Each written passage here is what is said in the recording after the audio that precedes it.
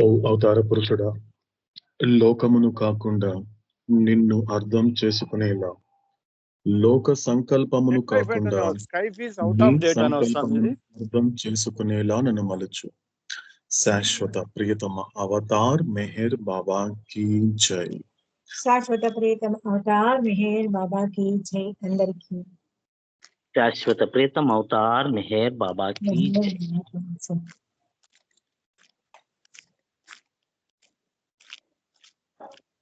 శాశ్వత ప్రియతమ అవతార్ మెహర్ బాబా కీ జై.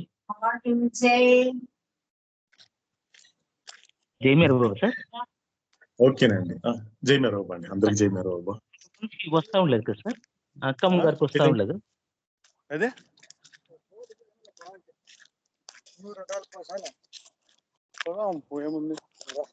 ఏంటని చెప్పారు, ఏదో చెప్తున్నారు సార్. ఒక నిమిషం. అక్కమ్మ గారికి this version of Skype is out of date అంటే వస్తాం sir. Visit the Google play store to get the latest version of Skype అంటే వస్తాం సార్.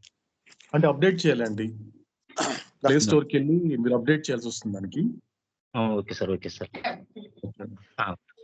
Okay sir. జై స్టార్ట్ చేద్దామండి. శాశ్వత ప్రియతమ అవతార్ మెహర్ బాబా కీ జై. అందరికీ జై మెహర్ బాబా. మజాంజే చునో చరాదం के बंदे मुकबिल कबूल कर दे जान हर सुकान के सुल्तान गुफ जो बिश्नवी सुकान अहले दिल मगू के कताइस सुकान शनास नायल दिल बरा कताई जास बंदे फिर वबोनम के जिजहलम बरहत फिर माँ हर चेकुना आय Anayat बाशद Khwaja शामशुद्दीन Mohammad Hafeez Siraj. Eternal beloved avatar Meher Baba ki jai.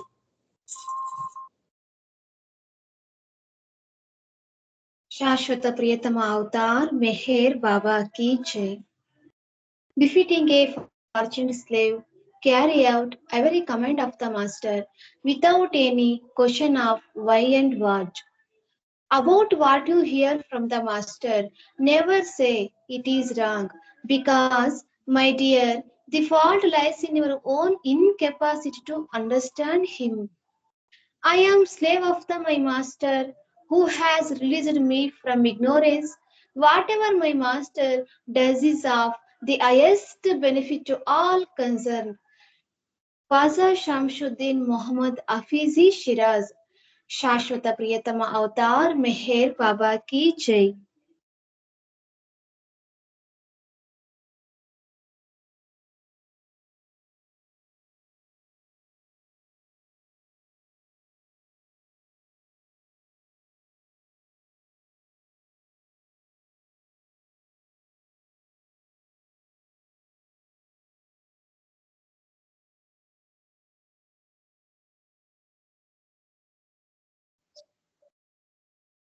ఎందుకు, ఏమిటి అనే ప్రశ్నలు లేకుండా అదృష్టవంతుడైన బానిస వలె గురువు యొక్క ప్రతి ఆజ్ఞను పాలింపుము. గురువు నుండి వినిన దానిని ఎన్నడూ తప్పు అని అనకు, ఎందుకంటే గురువును అర్థం చేసుకోలేని నీ అసమర్థత ఎందే ఆ లోపం ఉన్నది. అజ్ఞాన బంధము నుండి నన్ను విముక్తుని చేసిన గురువుకు నేను బానిసను. నా గురువు ఏమి చేసినను తత్సంబంధీకులందరికీ అది అత్యంత ప్రయోజనకారి అవుతుంది. ఖ్వాజా షాంసుద్దీన్ మొహమ్మద్ హఫీజ్ షిరాజీ. శాశ్వత ప్రీతమ అవతార్ మెహర్ బాబా కీ జై.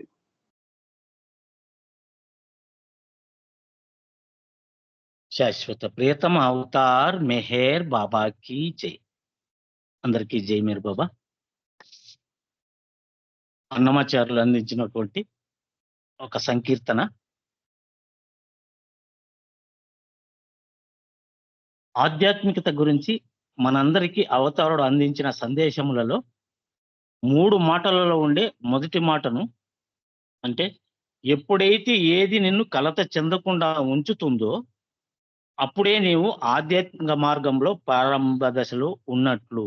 అంటే ఆధ్యాత్మిక మార్గం ప్రారంభ దశలో ఉండే యోగి అంటూ ఎలా ఉంటాడో అతని యొక్క లక్షణాలు ఏ విధంగా ఉంటుంది అనేది ఈ ఆధ్యాత్మిక సంకీర్తన ద్వారా మనకు అన్నమాచార్యులు అందిస్తున్నారు.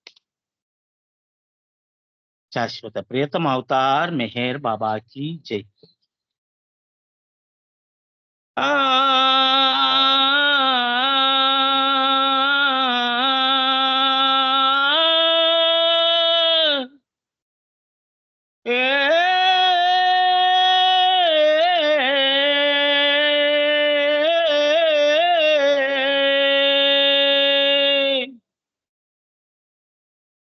వాసివంతు విడిచిన వాడే యోగి, వాసివంతు విడిచిన వాడే యోగి, ఈ ఆశలల్లా విడిచిన అతడే యోగి. వాసివంతు విడిచిన వాడే యోగి, ఈ ఆశలల్లా విడిచిన అతడే యోగి. వాసివంతు విడిచిన వాడే యోగి.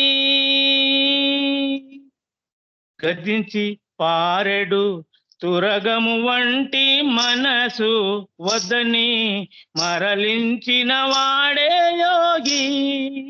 గద్దించి పారెడు తురగము వంటి మనసు వద్దని మరలించిన వాడే యోగి. వదనే కొండల వంటి ఉన్నత దేహ గుణాలు, వదనే కొండల వంటి ఉన్నత దేహ గుణాలు దిద్ది మటు పెట్టువాడే ధీరుడైన యోగి.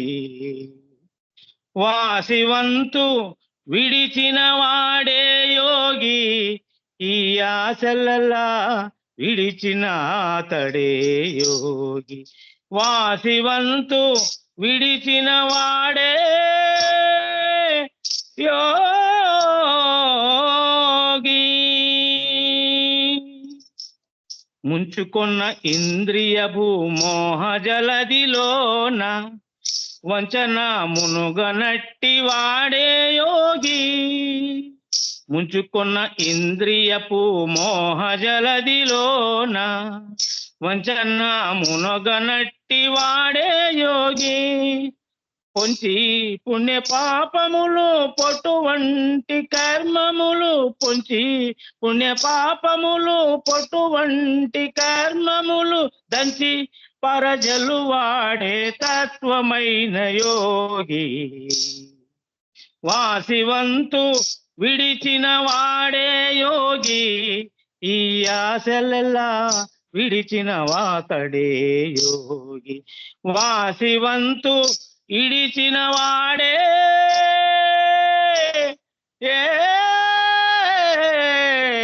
యోగి. వెగట్టు కామాదుల వెళ్ళగొట్టి శాంతుడై వగలు ఉడిగిన ఎట్టి వాడే యోగి. వెగట్టు కామాదుల వెళ్ళగొట్టి శాంతుడై వగలు ఉడిగిన ఎట్టి వాడే యోగి. నిగిడి శ్రీ వెంకటపతి నిజదాసుడై ఆ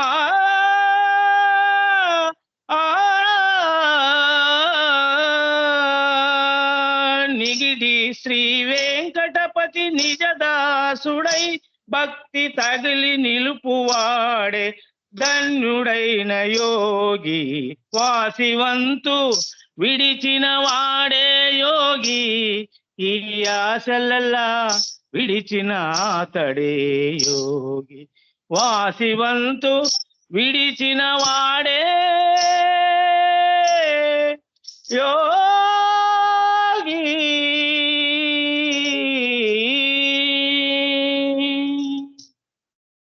శాశ్వత ప్రీతం అవతార్ మెహర్ బాబాకి జై. అన్నమాచార్యులు ఎలా అందించారో అలా చెప్పే ప్రయత్నం చేస్తాను. దాన్ని నేను ఇంకా ఎక్కువగా ప్రయాణం చేయలేదు కాబట్టి అన్నమాచార్యులు ఎలా అందించారో అలా వివరణ చేసే ప్రయత్నం చేస్తాను.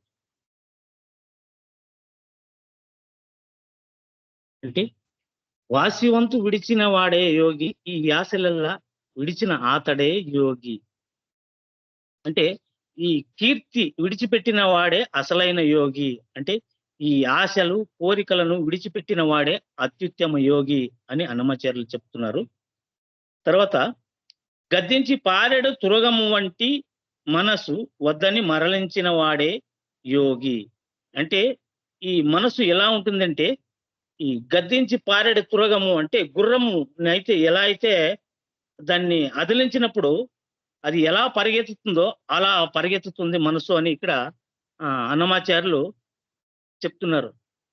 అంటే మనస్సును ఎదిరించి పరుగులు పెట్టు పొరగబోతు గుర్రము వంటిది, అట్లా ఉండరాదని మంచి స్వాధీనమున ఉంచు వాడే నిపుణుడు అయిన యోగి అని తెలియజేస్తున్నారు. కొండల వలె ఉన్నతమైన దేహ గుణాలు వద్దని ప్రేరేపించే మానసిక వైకల్యమును సవరించి తుదముట్టించిన వాడే గొప్ప యోగి అని తెలుపుతూ, అతడే ధైర్యవంతుడు. అంటే ఇంద్రియములు కొని మోహము అనే సముద్రంలో పడవేస్తాయి అని తెలుపుతున్నారు. అంటే ఇంద్రియాలకు లోబడినటువంటి వాడు ఈ మోహం అనే ఈ మహాసముద్రంలో మునిగిపోతాడు అంటే అని చెప్తున్నాడు అన్నమాచార్యులు. అంటే వంచింపబడిన అంటే ఈ ఇంద్రియానికి లోబడినటువంటి మనిషి దానిలో మునిగిపోతాడు. అట్లా మునిగిపోని వాడే మోక్షార్హుడైన యోగి. తర్వాత ఈ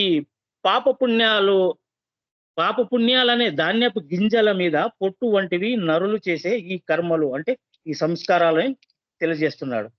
పొట్టు ఒలిస్తే గాని గింజ మంచిదో చెడుదో తెలియదు. అంటే తత్వవేత్త అయిన యోగి ఆ గింజలను పొట్టుతో సహా దంచి పారవేయవలను.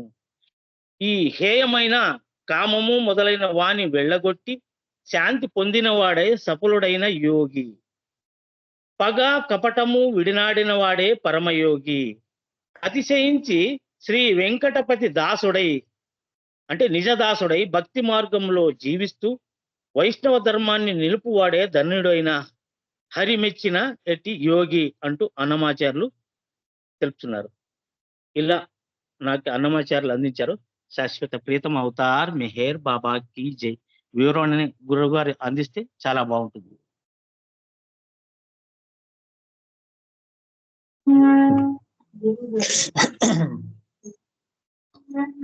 వాసివంతు విడిచిన వాడే యోగి, ఈ ఆశలెల్లా విడిచిన వాడే యోగి. ఇంతవరకు మనకి అంజప్ప గారు ప్రయాణం చేసినంత వరకు మనకి దీంట్లో ఉన్నటువంటి ఆ భావము అంతరార్థాన్ని మనకి అందించారు. నాకెంతవరకు అర్థమైంది అనేది కూడా నేను అందించే ప్రయత్నం చేస్తాను. ఇక్కడ మనకి అవతారుడు ఈ మార్గం గురించి చెబుతూ అంటే ఈ ఆధ్యాత్మిక మార్గం గురించి చెబుతూ ఇది ఎలా ప్రారంభం అవుతుంది అని మనకి అవతారుడు గతంలో కూడా మనకి చెప్పడం జరిగింది. అంటే ఎలా ప్రారంభం అయ్యింది అనే మాట కన్నా ఎందుకు ఇన్ని జన్మలలో ప్రారంభం అవ్వలేదు అని విచారణ చేస్తే కొన్ని లోతైన విషయాలు మనం నేర్చుకునే అవకాశం ఉంటుందండి. అంటే ఎలా చేస్తే ఆధ్యాత్మిక మార్గం మొదలు పెడతాను అనేటువంటి ఆ విచారణ కన్నా గొప్పది ఏంటి అన్నప్పుడు, ఎందుకు ఇదే నా మొట్టమొదటి మానవ జన్మేం కాదు కదా, ఒక్క జన్మ తీసుకోమన్నాడు అవుతాడు. ఎన్నో లక్షల జన్మలు ఉన్నప్పటికీ కూడా 84 లక్షల జన్మలు ఉన్నప్పటికీ ఆ కన్ఫ్యూజ్ అవుతావు నువ్వు ఆ లెక్కల్లో. అది వద్దు, ఒక గత జన్మ తీసుకో. గత జన్మ యొక్క ఆ ప్రారంధమే, గత జన్మ యొక్క సంస్కారాలే ఈ జన్మకి కారణము అనేటువంటిది ఒక్క విషయం మాత్రం దానిని కాస్త క్యారీ చేయని అడుగుతాడు. ఒక్క జన్మ తీసుకోమంటే గత జన్మ మాత్రమే. కాబట్టి ఇక్కడ ఈ ఆధ్యాత్మిక మార్గం అనేది ఎలా ప్రారంభించాలనే మాట కన్నా ఎన్ని జన్మలలో ఎందుకు ప్రారంభించలేకపోయాను అనే మాట తీసుకున్నప్పుడు అనే విచారణ చేస్తే మనకు అవతారుడు చెప్పినటువంటి మాటని తీసుకోగలగాలి. సాధారణంగా ఆధ్యాత్మిక మార్గం ప్రారంభం అవ్వకపోవడానికి కారణం ఏంటి అన్నప్పుడు సాధారణంగా అబద్ధం అని చెప్పాడు అవుతాడు. ఒక అబద్ధమే. ఎందుకంటే నువ్వు నిజాన్ని గుర్తుంచుకొని సద్వినియోగపరుచుకోనంత వరకు నీ జీవితంలో నీ ఆలోచన అబద్ధమే, నీ మాట అబద్ధమే, నువ్వు చేసే పని అబద్ధమే. అన్ని అబద్ధాలే. అబద్ధం ఎప్పుడు ఎలా ఉంటుంది? ఎక్కడ ఉంటుందంటే పైనే ఉంటుంది. పైన ఉండేది అబద్ధము. ఎందుకంటే సముద్రం దగ్గరికి వెళ్ళినప్పుడు, సముద్రాన్ని చూస్తున్నప్పుడు ఒడ్డున కూర్చొని ఓహో, పైన కనిపించే అలలు మాత్రమే సముద్రము, ఇంకేమీ లేదనిపిస్తుంది. ఒక ఉదాహరణ తీసుకుంటే మనకు ఒక మహాసముద్రం దగ్గరికి వెళ్ళి ఆ ఒడ్డున నిలబడ్డాం అనుకోండి, మనకేం కనపడుతుంది? సాధారణంగా అలలు మాత్రమే కనిపిస్తుంది. అలలు ఆ సముద్రం పై కనిపించే సముద్రమే కనిపిస్తుంది. అంటే ఒడ్డున కూర్చునే వాడికి ఆ పైన ఉండేటువంటి అలలు, అక్కడ కనిపించేటువంటి ఆ నీళ్ళే సముద్రం అనుకుంటాడు తప్ప, అందులో అగాధం ఉంది, ఎంతో లోతుల్లో ఉంది ఆ సముద్రం యొక్క, ఆ లోతుల్లోకి వెళ్ళాలి, ఎంతో లోతుల్లోకి ఉంటుంది అనేటువంటిది ఒడ్డున కూర్చున్న వాడికి తెలియదు. ఎవరికి తెలుస్తుంది? ఆ ఒడ్డున నుండి బయలుదేరి ఆ సముద్రంలోకి దూకిన వాడికి, ఆ సముద్రంలో మునిగిన వాడికి తెలుస్తుంది. ఒడ్డున కనబడినటువంటి అగాధము, ఆ లోతులు ఇంకా ఎంతో ఉంది సముద్రంలో అనిపిస్తుంది. అంటే నువ్వు ఒడ్డున కూర్చొని సముద్రాన్ని ఎలాగైతే కేవలం ఇది మాత్రమే కదా అని నిర్ణయించినట్లుగా, సాధారణంగా ప్రపంచంలో ఏమనిపిస్తుంది అంటే అబద్ధం కూడా పైనే కనబడుతుంది.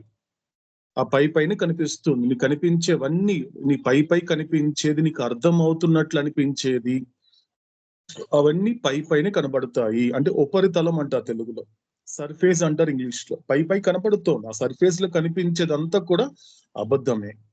కాబట్టి ఆ అబద్ధం కోసము నీకు ఒక తపన. సాధారణంగా ఈ మోస్ట్ సోల్స్ ఎలా ఉంటారు అన్నప్పుడు అవుతాడు ఏం చెప్తాడు? ఎందుకు ఆర్డినరీ హ్యూమన్ బీయింగ్స్ అనే పదం వాడాడు అవుతాడు? ఇప్పుడు మనము చార్ట్ నెంబర్ 10 లో చూస్తే అవతాడు వాడిన భాష ఏంటి అన్నప్పుడు, సాధారణ వ్యక్తి అంటే ఈ శరీరంతోనే ఇది ఒక పరిమితంగా ఉంటూ కంటికి కనిపించేటువంటి స్థూల ప్రపంచంతోనే పరిమితంగా ఉండే వాళ్ళని అవతారుడు chart number 10, divine theme chart number 10 లో ఎటువంటి ఒక పదం పెట్టాడు అంటే ఆర్డినరీ హ్యూమన్ బీయింగ్స్, వాళ్ళు సామాన్యులు అని చెప్పాడు. కానీ ఆధ్యాత్మిక మార్గం మొదలు పెట్టిన వాళ్ళని అడ్వాన్స్డ్, స్పిరిచువల్లీ అడ్వాన్స్డ్ అని చెప్పాడు అవుతాడు. ఎందుకు వీళ్ళని ఆర్డినరీ హ్యూమన్ బీయింగ్స్ అనే పదం వాడాల్సి వచ్చింది అన్నప్పుడు, అవతారుడు యొక్క ఉద్దేశం ఏంటి అన్నప్పుడు, ఆర్డినరీ అంటే ఎవరైతే తమ మనసులకి బానిసలై ఉన్నారో వాళ్ళందరూ నా దృష్టిలో ఆర్డినరీ హ్యూమన్ బీయింగ్స్. వాళ్ళంతా దేనికి లోబడి ఉంటారు, దేనికి బానిసై ఉంటారు అంటే వాళ్ళ మనసులకి బానిసలై ఉన్నారు కాబట్టి, వాళ్ళకి ఏం జరుగుతుంది అక్కడ? స్పష్టంగా వాళ్ళు ఆ విధమైనటువంటి సామాన్యులుగా ఉండిపోయారు. ఇక్కడ ordinary human beings, most souls ఎలా ఉంటారు? ఎందుకు వాళ్ళ ఆధ్యాత్మిక మార్గం స్టార్ట్ చేయలేకపోతున్నారంటే, ఈ పై కనిపించేటువంటి అబద్ధం విషయంలో వాళ్ళకి ఒక తపన ఉంది. ప్రతి మనిషికి ఒక తపన ఉంటుందండి. ఉదయం లేచినప్పటి నుండి రాత్రి పడుకునేంత వరకు ఈ పని పూర్తి చేయాలి. కాబట్టి నేను కోరుకున్నది జరగాలి అంటే ఇవన్నీ కూడా నేను ఈ పనులు చేసి చక్కబెడితే నాకు కావాల్సినవన్నీ వస్తాయి అనేటువంటిది ప్రతి మనిషికి ఒక తపన ఉంటుందండి. అది ఎటువంటి తపన అంటే పై కనబడేటువంటి అబద్ధం కోసం కలిగినటువంటి నీ తపన, అది ఎటువంటి ఎరుక లేని తపన అన్నాడు అవుతాడు. నువ్వు ఎందుకు తప్పిస్తున్నావు? నీకు ఇది కావాలి అంటున్నావు, బాగానే ఉంది. ఎందుకు కావాలి అనేది నువ్వు కారణం చెప్పగలవా? లేదండి, దానివల్ల నేను సుఖంగా ఉంటాను. సుఖం అంటే ఏంటి? గతంలో నువ్వు ఎప్పుడైనా సుఖం అనుభవించావా? అనుభవించానండి. అది ఎంతసేపు ఉంది? కొద్దిసేపే ఉంది. అంటే నువ్వు అనుభవించబోయేటువంటి సుఖం కూడా అలాంటిదే కదా. అంటే నువ్వు ఎటువంటి తపన కలిగి ఉన్నావు ఈ ప్రపంచం పట్ల? ఎరుక లేని తపన. దీన్ని బట్టి, విచారణ బట్టి, ఈ మాట బట్టి అర్థమైందండి, గత జన్మల్లో నేను ఎందుకు ఆధ్యాత్మిక మార్గం ప్రారంభించలేకపోయాను అంటే, పై కనబడేటువంటి అబద్ధం కోసము ఎరుక లేని తపనతో ఉన్నాను కాబట్టే మార్గం ప్రారంభం అవ్వలేదు. ఎందుకు నేను లోకానికి వచ్చినప్పుడు లోకదాసుడుగా వచ్చాను, ఉన్నప్పుడు లోకదాసుడుగానే ఉన్నాను, ఈ ప్రపంచం నుండి నిష్క్రమించేటప్పుడు లోకదాసుడుగా వెళ్ళాను. మళ్ళీ లోకదాసుడిగా వస్తున్నాను. అంతే తప్ప ప్రపంచంలోకి వచ్చినప్పుడు ఒక హరిదాసుడు అవ్వాలి. అన్నమయ్య చెప్పినట్లుగా హరిదాసుడు కాగలిగితే అతడికి ఆ ఆత్మకి అదే చిట్ట చివరి జన్మ. హరికి దాసుడు అవ్వాలి తప్ప లోకానికి దాసుడైతే, మనసుకి దాసుడైతే పునర్జన్మ తప్పదు. కాబట్టి ఆధ్యాత్మిక మార్గం ఎలా ప్రారంభం అవుతుంది అనే దానికన్నా ఎందుకు ప్రారంభం అవ్వలేదంటే ఇక్కడ మనకి విచారణ చేసి అవతాడు మనకి అంతర్యామిగా ఇచ్చే సమాధానం ఇది. కాబట్టి పై కనబడేటువంటి అబద్ధం కోసము ఎరుకలేని తపనతో ఉన్నంత వరకు, ఉన్నంత కాలము ఏ జన్మలో కూడా నువ్వు ఆధ్యాత్మిక మార్గము, ఆధ్యాత్మికమైనటువంటి ప్రయాణం అనేది ప్రారంభించే అవకాశం లేదు. ఇప్పుడు వద్దామండి, ఎలా ప్రారంభం అవుతుంది అదే విచారణ తీసుకుందామండి. ఎలాంటి విచారణ? ఇప్పుడు అవతాడు ఇదే గాడ్ స్పిక్స్ లో మనకి ముందు చెప్పబోతున్నాడు ఈ మాటని. ఏంటి ఆ మాట? ఆధ్యాత్మిక మార్గము ఎప్పుడు ప్రారంభం అవుతుంది అన్నప్పుడు, ప్రపంచంలో నువ్వు ఈ గత జన్మలో నీకు తెలిసింది ఏంటి? పై కనబడే అబద్ధం. కానీ నీకు తెలియని విషయం ఏంటో తెలుసా? నీకు ఇక్కడ ఈ ప్రపంచంలో పై కనబడే అబద్ధమే కాదు, లోతైన నిజం కూడా ఉంది. ఈ లోకాన్ని నడిపించేటువంటి ఒక నిజం ఉంది. ఇప్పుడు తెల్లవారుతోంది, రాత్రి అవుతోంది, వర్షాలు పడుతున్నాయి, ఎండలు వస్తోంది, ఒక మంచు కురుస్తోంది. అంటే ప్రకృతి ఇవంతా జరిపిస్తోంది అంటే తన పాటికి జరిపిస్తోందా? కాదు. ఆ ప్రకృతి వెనక ఒక పురుషుడు ఉన్నాడు. ఆ పురుషుడి చేతనే ఈ ప్రకృతి అనేటువంటి సృష్టి నడుస్తోంది. ఎవరా పురుషుడు అని చూస్తే ఆ పురుషుడే లోతైన నిజము. ఆ భగవంతుడే లోతైన నిజము. ఇప్పుడు ఈ క్షణము ఎవరి ముందైతే మనమంతా కూర్చోన్నామో, ఎవరి ముందైతే మనం కూర్చోన్నామో సాక్షాత్తు ఇదే అవతార పురుషుడే, ఇదే మెహర్ బాబాయే లోతైన నిజము.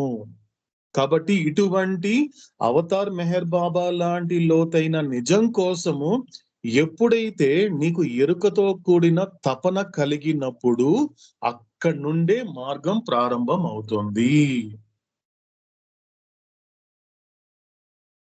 కాబట్టి అవతాడు ఏం చెప్పాడు?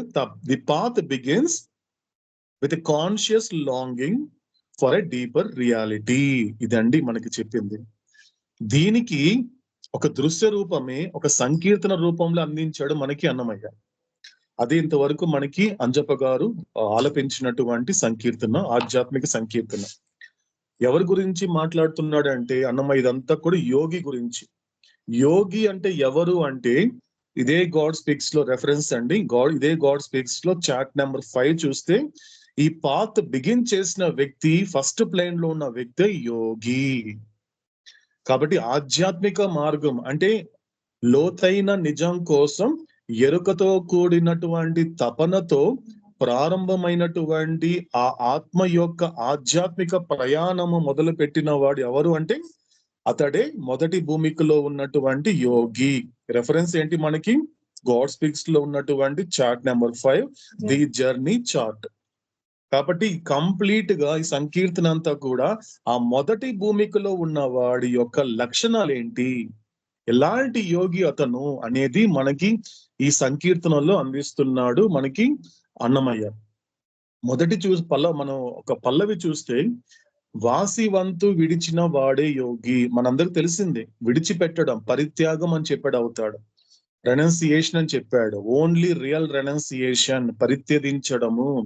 అంటే దేనిని విడిచిపెట్టాలి, ఎలా విడిచిపెట్టాలి, ఎవరిని విడిచిపెట్టాలి అని విచారణ చేస్తే భగవంతుని తప్ప సమస్తాన్ని అంతర్గతంగా విడిచిపెట్టాలి అనేది అవతార పురుషుడి యొక్క వాక్కు. ఎవరిని విడిచిపెట్టాలి, దేన్ని విడిచిపెట్టాలి అని విచారణ చేస్తే భగవంతుని తప్ప, నీ యొక్క నిజమైనటువంటి అస్తిత్వాన్ని తప్ప, అంటే భగవంతుని తప్ప మిగతా వాళ్ళందరినీ కూడా అంతర్గతంగా మానసికంగా విడిచిపెట్టాలి తప్ప బాహ్యంగా కాదు. అందరితో ఉండు, తప్పు లేదు. ఆ శరీరాల వల్ల నీకు వచ్చేటువంటి నష్టమేం లేదు. అక్కడ నీకు కనిపించే శరీరాలే కదా. నువ్వు వాళ్ళ ఆత్మను చూడగలుగుతున్నావు అంటే అది వేరే లెక్క. నువ్వు శరీరాలుగా చూస్తున్నావు కదా, వాళ్ళందరితో ఉంటూనే నీ హృదయాంతరాలలో వీళ్ళెవ్వరు నా వాళ్ళు కాదు అనేటువంటి ఒక నిజమైనటువంటి ఒక వాస్తవాన్ని నీ అంతర్గతంగా ఎప్పుడు క్యారీ చేయమన్నాడు అవుతాడు. అప్పుడు నీకు 100 మంది నీ చుట్టుపక్కల ఉన్న ఒకే రకంగా ఉంటావు. ఆ 100 మంది ఒకేసారి నీ నుండి దూరమైనా కూడా ఒకేలా ఉంటావు. నీ స్థితిలో ఎటువంటి మార్పు ఉండదు. అలాంటి వాడే యోగి. అంటే యోగి అనేటువంటి వాడు ఆ స్థితికి రావడానికి ఈ సంస్కారము ఏదైతే ఉందో స్థూల సంస్కారాలలో వీటన్నిటిని కూడా బాగా స్ట్రగుల్ అయి బయట వచ్చిన వాడే. స్థూల సంస్కారాలలో స్ట్రగుల్ అవడం అంటే ఏంటి అన్నప్పుడు అక్కడ మీకు అక్కడ కనిపించేది రెండు పాత్రలు. ఒకటి భోగి, 2 రోగి. ఇంకేమీ లేదు. స్థూల సంస్కారం ఏం చేస్తోంది? మనం భోగించాలి, అనుభవించాలి, ప్రపంచాన్ని భోగాల్లో మనం తేలాలి అంటుంది. ఓకే, బాగానే ఉంది. నువ్వు భోగిస్తున్నావు, అన్ని రకాలైనటువంటి సుఖాలు అనుభవిస్తున్నావు. ఎంతకాలం అనుభవిస్తావు? ఎంతకాలం అనుభవిస్తావు? నీకు సంవత్సరానికి కావాల్సినటువంటి ఆహారం తయారు చేసుకోవడానికి సామాగ్రి ఇంట్లో ఉన్నప్పటికీ నువ్వు తినేది ఒక పూటకే. లేదు ఇంకొక పూట తినే ప్రయత్నం చేస్తే ఆ భోగం అనే విషయంలో వెంటనే నిన్ను పలకరించేది రోగము. కాబట్టి భోగము, రోగం తప్ప ఈ స్థూల సంస్కారాలలో పెద్ద గొప్ప విషయం ఏమి లేదు అంటున్నాడు అవుతాడు.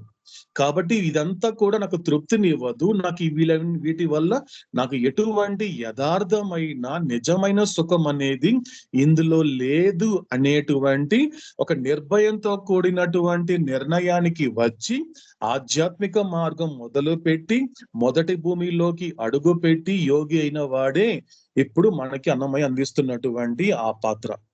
కాబట్టి ఇక్కడ ఏం చెప్తున్నాడు? వాసి వంతు విడిచిన వాడే యోగి. వాసి వంతు అన్నప్పుడు వంతు అంటే షేర్ అండి, ఒక వాటా అంటారు కదా అండి, వంతు. ఎందుకంటే సంస్కారాల ప్రకారము, ఎందుకంటే ఒకవేళ నీకు పుణ్యం చేత సుఖం వచ్చినా కూడా ఆ సుఖాన్ని కూడా విడిచిపెట్టేవాడు యోగి. ఎందుకంటే సరిగ్గా విచారణ చేస్తే సాధారణంగా ఒక మనిషికి, ఒక ఆర్డినరీ హ్యూమన్ బీయింగ్ కి ఏం కావాలండి? సాధారణంగా ఒక చక్కని ఇల్లు కావాలి, చక్కని ఫ్యామిలీ కావాలి, చక్కని ఒక సంపద కావాలి, ఇవన్నీ కావాలి. కానీ ఒక మామూలు మనిషి అనుకునే వాళ్ళ కన్నా అధికంగా ఉన్న వ్యక్తి ఎవరంటే సిద్ధార్థుడు అవుతాడు. ఎప్పుడు ఒక ఎగ్జాంపుల్ చెప్తూ ఉంటాడు. అలాంటి సిద్ధార్థుడు ఒక రాజకుమారుడు, చక్కని భార్య, చక్కని కొడుకు, అతనికి కావాల్సిన అంటే ప్రాపంచికంగా ఏ వ్యక్తి అయితే కోరుకుంటున్నాడో అంతకు మించిన విధంగా అతను ఉన్నప్పటికీ ఎందుకు విడిచిపెట్టాల్సి వచ్చింది? రాజు అయినప్పటికీ, రాజకుమారుడు అయినప్పటికీ కూడా సిద్ధార్థుడు అన్ని ఎందుకు విడిచిపెట్టాల్సి వచ్చింది అన్నప్పుడు అతడిలో కలిగినటువంటి ఆ వైరాగ్యం.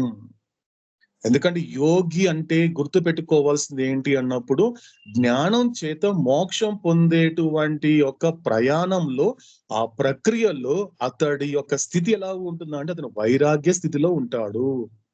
అన్ని ఉన్నప్పటికీ కూడా వైరాగిలా ఉంటాడు. అవుతాడు ఎప్పుడు చెప్తూ ఉంటాడు. అనేక మందిని గురించి చెప్పాడు అవుతాడు. కొంతమంది చూపిస్తున్నా కూడా అతను మీకు ఒక జనక మహారాజు లాంటి వాడని చెప్పాడు బాబా కొంతమందిని గురించి. కాబట్టి అలాంటి వాళ్ళు ఉన్నారు లోకంలో కూడా. అంటే ఏంటి ఇక్కడ? సో వాసి వంతు విడిచిన వాడు అన్నప్పుడు పుణ్యం చేత సుఖం అనే వంతు వచ్చినా కూడా దాన్ని కూడా విడిచిపెడతాడు ఈ యొక్క యోగి. ఎందుకంటే నాకు కావాల్సినటువంటి మోక్షము పుణ్యం చేత వచ్చే సుఖము ఇవ్వదు అని నిర్ణయించుకున్నాడు. కాబట్టి దాని జోలికి వెళ్ళాడు. ఆశలెల్లా విడిచిన వాడే యోగి. మనకు అవుతాడు చెప్పాడు. ఆశలు లేకపోవడం కాదు, ఒక్కటి గుర్తు పెట్టుకోండి, ఇది మీకు కష్టంగా అనిపిస్తుందేమో కానీ సాధ్యపడుతుంది. ఎందుకంటే ఇంతవరకు ఏ మాయ అయితే భయపెట్టిందో మిమ్మల్ని అందరినీ ఇన్ని జన్మల్లో, మీరు భయపడుతున్నారంటే మీ అంతటగా ప్రపంచం చూసి భయపడటం లేదు, మాయ భయపెడుతుంది అని అడుగుతాడు. అలాంటి మాయని నువ్వు తిరిగి భయపెట్టాలి అంటే నీలో లక్షణం కావాలి, నీలో ఒక లక్షణం ఉండాలి. ఏం చెప్పాడండి మనకు ఆ లక్షణము? ఆశ చచ్చిపోవాలి. ఆశ చచ్చిపోవాలి. ఇక్కడ చూసారా, ఆశలెల్లా విడిచిన వాడే అంటే ఆ మాటని అర్థం చేసుకున్నవాడు. ఆశ తగ్గడం కాదు, ఆశ లేకపోవడం కాదు, స్పష్టంగా మాట్లాడాడు అవుతాడు. వెన్ హోప్స్ డై మాయా విల్ అఫ్రైడ్ అని చెప్పాడు. కాబట్టి ఆశలెల్లా కూడా విడిచిన వాడే అంటే దేనిని విడిచిపెట్టాలనేది పల్లవిలో చెప్పాడు మనకి అన్నమయ్య. ఇకపోతే చరణంకి వచ్చేసరికి గద్దించి పారేడు తురగము వంటి మనసు వద్దని మరలించేవాడే యోగి. అంటే గుర్రం అండి, గుర్రంతో పోలుస్తున్నాడు మనస్సుని. ఇప్పుడు మనసు సరిగ్గా అది కరెక్ట్ గా గైడ్ చేయలేదు అనుకోండి, దాన్ని ఎలా స్వారీ చేయాలో తెలియదు అనుకోండి, దానికి ఇష్టం వచ్చినట్టు పోతుంది తప్ప నీకు ఇష్టం వచ్చినట్టు పోదు. ఎందుకంటే నువ్వు దానిని ఇంకా నువ్వు నియంత్రించే శక్తి లేనప్పుడు, దాని మీద నీకు అవగాహన లేనప్పుడు అది ఎక్కడికైతే తీసుకెళ్తుందో నువ్వు అక్కడికి వెళ్ళాలి తప్ప సో నువ్వు కోరుకున్న చోటికి తీసుకెళ్దు. కానీ యోగి ఏం చేస్తాడు, అటువంటి గుర్రం లాంటి ఒక మనసు, అంటే ఆ మనసుని ఏం చేస్తాడంటే అది ఇటుపక్క వెళ్తామని చెప్తే వద్దు ఇటుపక్క తిరుగు అంటాడు యోగి, అప్పుడు వెంటనే తిరుగుతుంది. దీన్ని బట్టి ఏం అర్థం చేసుకోవాలి, సహకరించని సంస్కారాలని సహకరింప చేసుకోవడమే ఈ లక్షణము అంటున్నాడు అన్నమయ్య. మనకు అవతారు చెప్పిన దాన్ని కనెక్ట్ చేసుకుంటే, అంటే ఎలాగైతే అంటే ఒక నైపుణ్యం కలిగినటువంటి ఆ గుర్రపు స్వారీ తెలిసిన వ్యక్తి ఏం చేస్తాడు, ఎక్కాడు అనుకోండి అది అతను ఎక్కడికి వెళ్ళాలో అలా నడపగలుగుతాడు. నైపుణ్యం లేదనుకోండి, గుర్రపు స్వారీ గురించిన అవగాహన లేదనుకోండి, అది ఎక్కడ తీసుకెళ్లిపోతే అతను వెళ్ళిపోతూ ఉంటాడు. కానీ యోగి అలాంటి వాడు కాదు. ఈ మనస్సుని, ఈ సంస్కారాలని సహకరింప చేసుకుంటున్నాడు. నేను వెళ్ళిన చోటికి నువ్వు రావాలి, వద్దని మరలించిన వాడే యోగి, అంటే మనసు పట్ల అవగాహన ఉన్నవాడు. వద్దని కొండల వంటి ఉన్నత దేహ గుణాలు దిద్ది మట్టు పెట్టువాడే ధీరుడైన యోగి. కాబట్టి ఉన్నతమైన దేహ గుణాలు ఉంటుంది, ఎందుకంటే దేహానికి సంబంధించింది, ఇది ఆత్మ గుణాలు కాదండి, దేహ గుణాలు. దేహానికి ఎంతమందికి ఆ దేహానికి ప్రపంచం అంతా కూడా ఇతను చాలా మంచివాడు గొప్పవాడు అని చెప్పినా కూడా వాటిని మట్టు పెడతాడంట, అంటే నాశనం చేసేస్తాడంట. ఎందుకంటే నువ్వు మోక్షం పొందేటువంటి సమయంలో చెడు మాత్రమే కాదు మంచి కూడా నీకు అడ్డమే. నీకు కేవలం పాపము మాత్రమే కాదు పుణ్యం కూడా నీకు అడ్డమే మోక్షాన్ని పొందేటువంటి ఆ ప్రక్రియలో. కాబట్టి మోక్షం ఎప్పుడు వస్తుంది అన్నప్పుడు జ్ఞానం చేతే వస్తుంది. కాబట్టి జ్ఞానం చేత మోక్షం పొందే ప్రక్రియలో నీకు అనవసరమైనది నువ్వు మట్టు పెట్టేది ఏంటి, ఒకటి పుణ్యాన్ని, పుణ్యం చేత వచ్చే సుఖాన్ని, పాపం చేత వచ్చేటువంటి దుఃఖాన్ని అలా మట్టు పెట్టేస్తాడు, నాశనం చేసేస్తాడు ఆ ధీరుడైనటువంటి యోగి. ముంచుకున్న ఇంద్రియపు మోహ జలదిలోన వంచన మునుగునట్టి వాడే యోగి. ఏం చేస్తోంది, మనకి లైఫ్ ఆఫ్ సెన్సెస్ చెప్పాడు మనకు అవుతాడు. ఇంద్రియాలకి లోబడి ఇంద్రియాలని సంతృప్తి పరచుకునేటువంటి జీవితం ఎలా ఉంటుందంటే ఇక్కడ పూర్తిగా ఏం చేస్తూ నిన్ను ముంచేస్తుంది అంటున్నాడు అన్నమయ్య. అది ఏం చేస్తోంది, ఆ మోహ జలది అంటే మోహము. మోహం అంటే ఏంటి, పూర్తి అటాచ్మెంట్ ప్రపంచం పట్ల, మిగతా శరీరాల పట్ల ఉన్నటువంటి ఆ యొక్క అటాచ్మెంట్ అనేటువంటి జలది ఆ సముద్రంలో నేను ముంచేస్తుంది. ఆ లైఫ్ ఏది, ఆ లైఫ్ ఆఫ్ సెన్సెస్. కానీ దాని వంచన, ఆ వంచని కనిపెట్టి, వంచన అంటే జాదు అండి, అవతాడు భాషలో చెప్పాలంటే వంచన అంటే మోసం చేయడం, వంచిస్తున్నారు అంటాడు. వంచన అంటే మోసం, ఎందుకంటే నిన్ను మోసం చేసేది లోకంలో ఎవరో కాదు, నీ ఇంద్రియాలే. నిన్ను మోసం చేస్తోంది, చూడాలని, వాసన చూడాలని, తినాలని, తాకాలని. సో ఇవన్నీ ఏదైతే పంచేంద్రియాలు ఉన్నాయో, ఈ పంచ కర్మేంద్రియాలు ఏవైతే ఉన్నాయో, పంచ జ్ఞానేంద్రియాలు ఏవైతే ఉన్నాయో అవే నిన్ను వంచన చేస్తోంది. ఆ వంచనలో నిన్ను ముంచాలని చూస్తుంది తప్ప, కానీ యోగి మాత్రము మునుగునట్టి వాడే, అందులో మునగడు. ఎందుకంటే అతడు తన లైఫ్ ఆఫ్ సెన్సెస్ ని పూర్తిగా పరిత్యజించాడు. దేనికోసము, ఆత్మ యొక్క జీవితం కోసము. తానెవరో తాను తెలుసుకోవాలి, తన యొక్క స్వస్వరూపాన్ని అనుభవించాలి అనేటువంటి అవగాహనతో ఏం చేస్తున్నాడు, అక్కడ ఎక్కడ కూడా అది ఎంత వంచన చేసినా మోసపోర్చినా కూడా అందులో మునుగునట్టి వాడే యోగి. ఇంకొకటి, పొంచి పుణ్య పాపములు పొట్టు వంటి కర్మములు దంచి పారజల్లువాడే తత్వమైన యోగి. సో పొంచి అంటే దగ్గరగా ఉండేది, పుణ్య పాపాలు అంటే ఇప్పుడు మనకు కాసేపు కూర్చున్నామండి చూడండి, ఇప్పుడు పుణ్యము పాపము అనేది అడిగినప్పుడు అంటే నేను నేర్చుకొని చెప్తానండి. పుణ్యం చేత సుఖం అంటే ఏంటి, పాపము చేత దుఃఖం అంటే ఏంటి అన్నప్పుడు నేను నేర్చుకుంది అన్నప్పుడు నాకు అవతాడు ఇచ్చినటువంటి అవగాహన అంటే సింపుల్ గా నాకు అవతాడు చెప్పడం జరిగింది. ఏంటి అన్నప్పుడు పుణ్యం చేత సుఖము అంటే నాకు ఎలా అర్థం అవుతోంది అన్నప్పుడు, ఇప్పుడు చూడండి, రాత్రి పడుకొని ఉదయంతో లేస్తానండి, నా అంతటగా నేను లేవగలుగుతున్నాను అంటే అదే సుఖం అండి, వేరే ఏమీ కాదు. వేరు ఏదో అనుకోవాల్సిన అవసరం లేదు. పరిసరాలు, నా శరీరాలకి ఆరోగ్యం అవి కాదండి, నా అంతటగా నా పనులు నేను చేసుకోగలుగుతున్నానా, ఉదయం నిద్ర నా అంతటగా నేను లేచి కూర్చోగలుగుతున్నాను అంటే చాలు. మెహర్ బాబా నాకు ఇచ్చినటువంటి నేను గతంలో ప్రోగు చేసుకున్న సంస్కారాల వల్ల నాకు ఈ సుఖం చాలు. నా పనులు నేను చేసుకుంటున్నాను. నా వరకు ఎవరి మీద ఆధారపడకుండా ఉండగలుగుతున్నాను. కాబట్టి నా అంతటగా నేను లేచి కూర్చోగలుగుతున్నానంటే అదే పుణ్యం చేత సుఖము. కానీ ప్రపంచంలో అందరికీ అలా ఉండటం లేదండి. కాబట్టి పాపము అంటే దుఃఖం అంటే ఏదో కాదండి. పాపము చేత దుఃఖం అంటే ఏదో కాదు. నా అంతటగా నేను లేవలేకపోయినప్పుడు అక్కడ దుఃఖం అనుభవిస్తున్నాను. అక్కడ కాస్త విచారణ చేసుకోవాలి. ఎందుకు వచ్చింది దుఃఖము? మెహర్ బాబా చెప్పినటువంటి మాటల్ని వినకపోవడం వలన, మెహర్ బాబా వద్దని చెప్పినటువంటి పనులు చేయడం వలన, మెహర్ బాబా ఏ ఆలోచనలు అయితే ఆలోచించొద్దు అని చెప్పాడో ఆలోచనలు చేయడం వలన ప్రోగు చేసుకున్నటువంటి పాప ఫలితమే ఇప్పుడు నేను అనుభవిస్తున్న దుఃఖము. కాబట్టి ఇది ఒకటి గుర్తు పెట్టుకుంటే చాలండి. కాబట్టి రెండు దగ్గరగానే ఉంటాయి అంటున్నాడు అన్నమాట. పొంచి అంటే దగ్గరగా, పుణ్య పాపాలు రెండు కూడా దగ్గరగానే ఉంటాయి. అదే విధంగా పొట్టు వంటి కర్మములు. పొట్టు అంటే ఏంటండి? ధాన్యం ఉంటుందండి. ఇప్పుడు మన బియ్యము అన్నం తింటున్నాం. ఆ బియ్యం అనేటువంటిది ఆ పైన మనకి వెంటనే ఎక్కడ వస్తుంది? పండించినప్పుడు రైతు ఫస్ట్ పొట్టులో ఉంటుంది ఆ ధాన్యం. సో కాబట్టి దాని చుట్టూ ఉన్నటువంటి లోపల కావాల్సిన ఆత్మ సాక్షాత్కారం, స్వస్వరూపం లోపల ఉంటుంది ఆ గింజ రూపంలో. కానీ పైనంత ఏముంటుంది? కర్మలు ఉంటాయి. ఆ కర్మలన్నిటిని కూడా అనుభవించి పొట్టు తీస్తే తప్ప నీకు లోపల ఉన్నటువంటి అన్నపు గింజ నీకు ఎలాగైతే ప్రాప్తించదో వీటిని పొట్టును కూడా తీసేయాలి. కాబట్టి కర్మలు ఎలాంటివి అంటే పొట్టు వంటి కర్మములు. ఏం చేస్తాడు యోగి అంటే దంచి పారజల్లు వాడే, తీసి అవతల పరేస్తాడు. నాకు పాప పుణ్యాలు వద్దు, ఈ యొక్క కర్మాలు వద్దు. ఎందుకంటే కర్మ చేసేవాడిని నేను కాదు, కర్త అంతకంటే నేను కాదు. కర్త అనేటువంటి భగవంతుడు ఈ పని, ఈ కర్మ నా చేత జరిపించాడు అంటాడు యోగి. ఆ మాట చూడండి ఎంత గొప్పగా ఉందో. ఎందుకు నేను కర్తని కాదు, కర్మని అంతకంటే కాదు. కాబట్టి ఇంతవరకు ఏం జరిగింది అంటాడు యోగి. సో కర్త అనేటువంటి భగవంతుడు ఈ కర్మని నా చేత జరిపించాడు.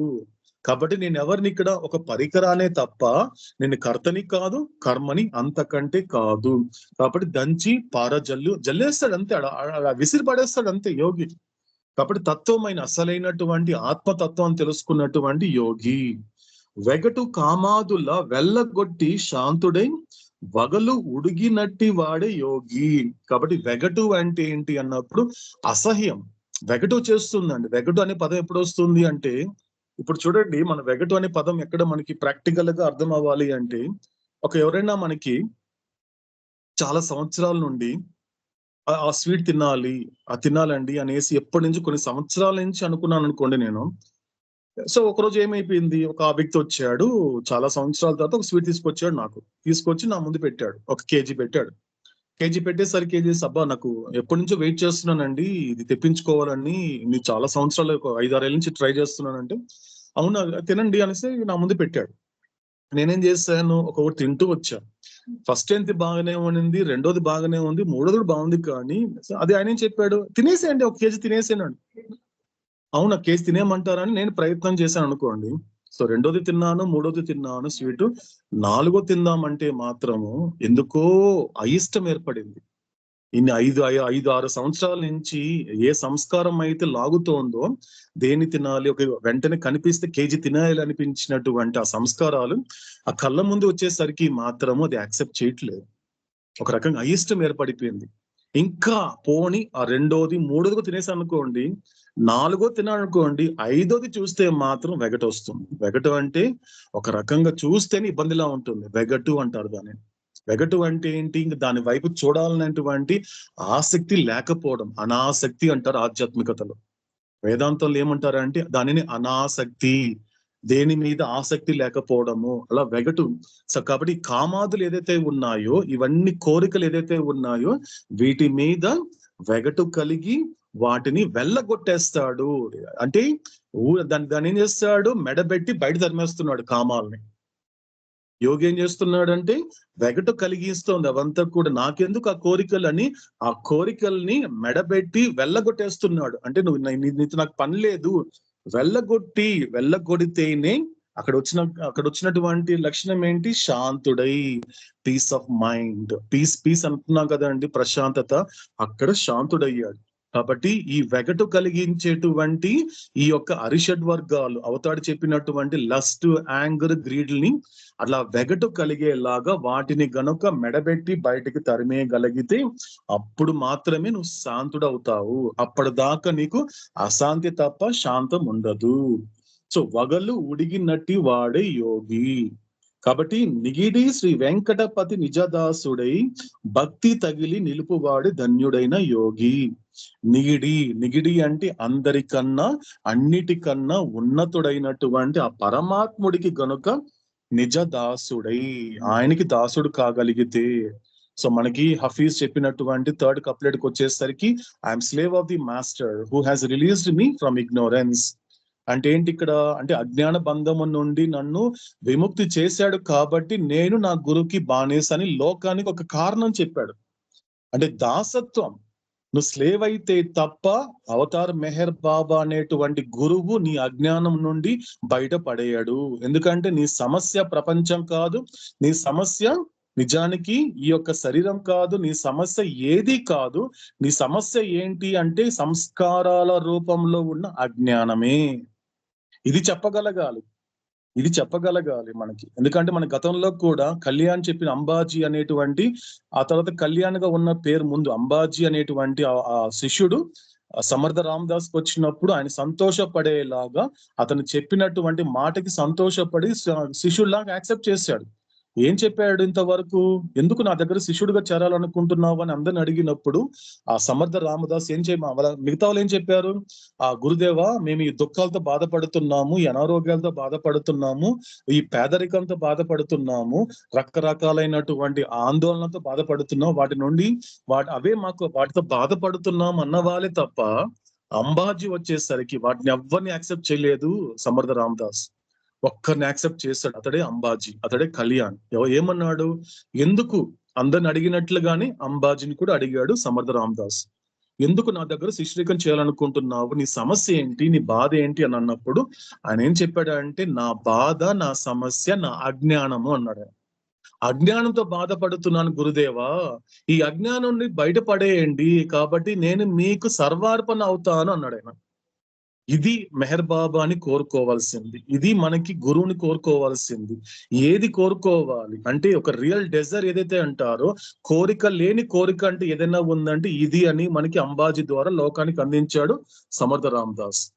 కాబట్టి అజ్ఞానమే నీ బాధ తప్ప మిగతా ఏది కూడా శారీరక బాధలు కాదు, మానసిక బాధలు కాదు, ఏ రకమైన బాధలు కాదు. నిజానికి నువ్వు బాధపడేది అజ్ఞానంతోనే బాధపడుతున్నావు. అజ్ఞానం ఎప్పుడు కూడా సంస్కారాల రూపంలోనే ఉంటుంది జీవుడికి. కాబట్టి అక్కడ ఉన్నటువంటి ఒకే ఒక దారి ఏంటి, ఒకే ఒక ఉపాయం ఏంటి అన్నప్పుడు ఆ గురువుకి నువ్వు నిజదాసుడు కాగలగాలి. కాబట్టి వెంకటపతి ఎవరు, పరమాత్ముడు అంటే ఎవరు, నిజము. మనకు అవతాడు చెప్పాడు ఎక్కడ, స్టేట్స్ ఆఫ్ కాన్షియస్నెస్ లో ఇవన్నీ షాడోస్, అంటే ఈ మూడు శరీరాలు ఆత్మ యొక్క నీడలు, ఈ మూడు ప్రపంచాలు పరమాత్మ యొక్క నీడలు అని చెప్పి ఇవన్నీ అబద్ధాలు అని చెప్తూ వెంటనే ఒక మాట చెప్పాడు, the only reality is the over soul. పరమాత్ముడు ఒక్కడే ఇక్కడ ఉన్నటువంటి ఏకైక నిజము. అంటే ఇక్కడ మనకి కనిపించేది ఎవరు, ఇక్కడ ఇంతమంది లేరండి, ఉండేది ఏకైక అవతార్ మెహర్ బాబా అనేటువంటి సద్వస్తువే, ఒక పరమాత్ముడు వరకే. కాబట్టి అందరు ఎవరికి వాళ్ళు స్వస్వరూపంగా ఆ ఎరుక వస్తే తెలుస్తుంది, ఉండేది ఒక్కడే భగవంతుడు, మిగతావంతా భ్రాంతి. God alone is real, all else is illusion అనే మాటని మనకి అనుభవం పూర్వకం తెలుసుకోవచ్చు. కాబట్టి నిగిడి శ్రీ వెంకటపతి నిజదాసుడై భక్తి తగిలి నిలుపువాడే. తగులుకోవాలి, దాసుడైతే సరిపోదండి, చూడండి తగులుకోవాలి ఎప్పుడు కూడా. ఎందుకంటే ఆయన్ని తగులుకోవాలి అంటే నువ్వు అనవసరంగా దేన్నైతే తగులుకున్నావో దాని నుంచి బయటపడాలి. ఏం చెప్పాడు మనకు అవుతాడు, గతంలో ఈ షాడోస్ ఏవైతే ఉన్నాయో ఆ షాడోస్ అనేది అవసరంగా నిన్ను పట్టుకుంది తప్ప నువ్వు మాత్రము నీ నీడలని అనవసరంగా పట్టుకొని వేలాడుతున్నావు. స్పష్టంగా చెప్పాడు అవుతాడు. ఈ శరీరం కావచ్చు, ఈ ప్రపంచాలు కావచ్చు, అది అవసరంగా, అవి అవసరము. నీడ అంటే ఒక నా వల్లనే నా నీడ వచ్చింది తప్ప నా నీడ వల్ల నేను లేను. నా చెయ్యి ఇలా కదిలిస్తే నా చెయ్యి యొక్క నీడ కదులుతుంది తప్ప ఆ నీడ బట్టి నేను కదలటం లేదు. వెరీ సింపుల్ లాజిక్ చెప్పాడు అవుతాడు. కానీ నిజానికి వాస్తవంగా ఏం జరుగుతుందో తెలుసా అన్నప్పుడు ఇప్పుడు ఇప్పటికిప్పుడు నీ చెయ్యి నీడ కనబడుతోంది. చెయ్యిలా ఇలా ఇలా కదిలించావంటే చెయ్యి కనిపిస్తుంది. నిజానికి ఆ నీడనే పట్టుకొని వేలాడుతున్నావు నువ్వు అన్నాడు అవుతాడు. ఆ నీడలే ఈ 3 శరీరాలు, ఈ 3 ప్రపంచాలు. కాబట్టి అక్కడ తగులుకొని వేలాడడం నుండి నువ్వు డిటాచ్ అయ్యి, అంటే నిస్సంగత్వం సాధించి నువ్వు వెనక్కి తీసుకొని ఎవరికి తగలగాలి? భక్తి కలిగి, భక్తి తగిలి భగవంతుడికి, మెహర్ బాబాకి తగులుకోవాలి, ఆయన్ని పట్టుకోవాలి, ఆయన్ని పట్టుకొని వేలాడగలగాలి. అది మాత్రమే కాదు, నిలుపు వాడే సస్టైన్ అవ్వాలి. నిత్యంగా అంటే కాన్స్టాంట్ అంటే అదేనండి, నిలుపుకోవాలి. మెహర్ బాబా ఇప్పుడు అన్ని సవ్యంగా ఉంది కాబట్టి బాబా అవతార్ మెహర్ బాబా కి జై అంటున్నాం కాదు. ఇంకొక నిమిషం, ఇంకొక 24 గంటల్లో, ఒక 12 గంటల్లో, 12 నిమిషాల్లో జీవితాలు తారుమారు చేసే శక్తి అవతాడుకు ఉంటుంది. అప్పుడు కూడా నువ్వు అవతార్ మెహర్ బాబాని స్మరించుకుంటూ అవతార్ మెహర్ బాబాకి జై అని చెప్పగలగడమే నిలుపుకోవడము, అది నిత్యంగా. అందుకే అవతాడన్నాడు, నన్ను నీ నిత్య సహచరుడుగా మలుచుకో. ఎందుకంటే నేను తప్ప నీతో ఎవ్వరు లేరు ఇక్కడ. నేను తప్ప నీతో ఎవ్వరు లేరు. ఉన్నారనుకుంటున్నావేమో, ఆ మాట నమ్మదు. ఆ సంస్కారాలు అది అబద్ధాన్ని నిజంగా నిన్ను నమ్మిస్తోంది. నమ్మకండి. కాబట్టి రేపు నీకు ఏ మనిషి నుండి, వస్తువుల నుండి, ఏదైనా ఎవరి నుండి అయినా ఎడబాటు వస్తే, వాళ్ళు శాశ్వతంగా దూరం అయినా కూడా అక్కడ నువ్వు అది గుర్తు పెట్టుకోవాలి అన్నప్పుడు, అక్కడ నీకు ఎడబాటు వస్తే కలిగే దుఃఖం అనేది నిజానికి లేదు. ఎందుకంటే ఎడబాటు అనేది లేదు.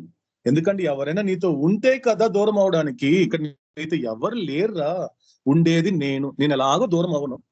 అంతర్యామిగా నీతోనే అనాది కాలం నుండి ఉంటున్నాను. అలాంటిది ఎవరో నీకు దూరం అయిపోయారు, నిన్న పరిచయమైన వాడు ఈ రోజు కనపడటం లేదనే విషయం రేపటి నుంచి నువ్వు రోజు దుఃఖపడుతున్నావు అంటే ఇంతకు మించిన అజ్ఞానం ఏముందిరా?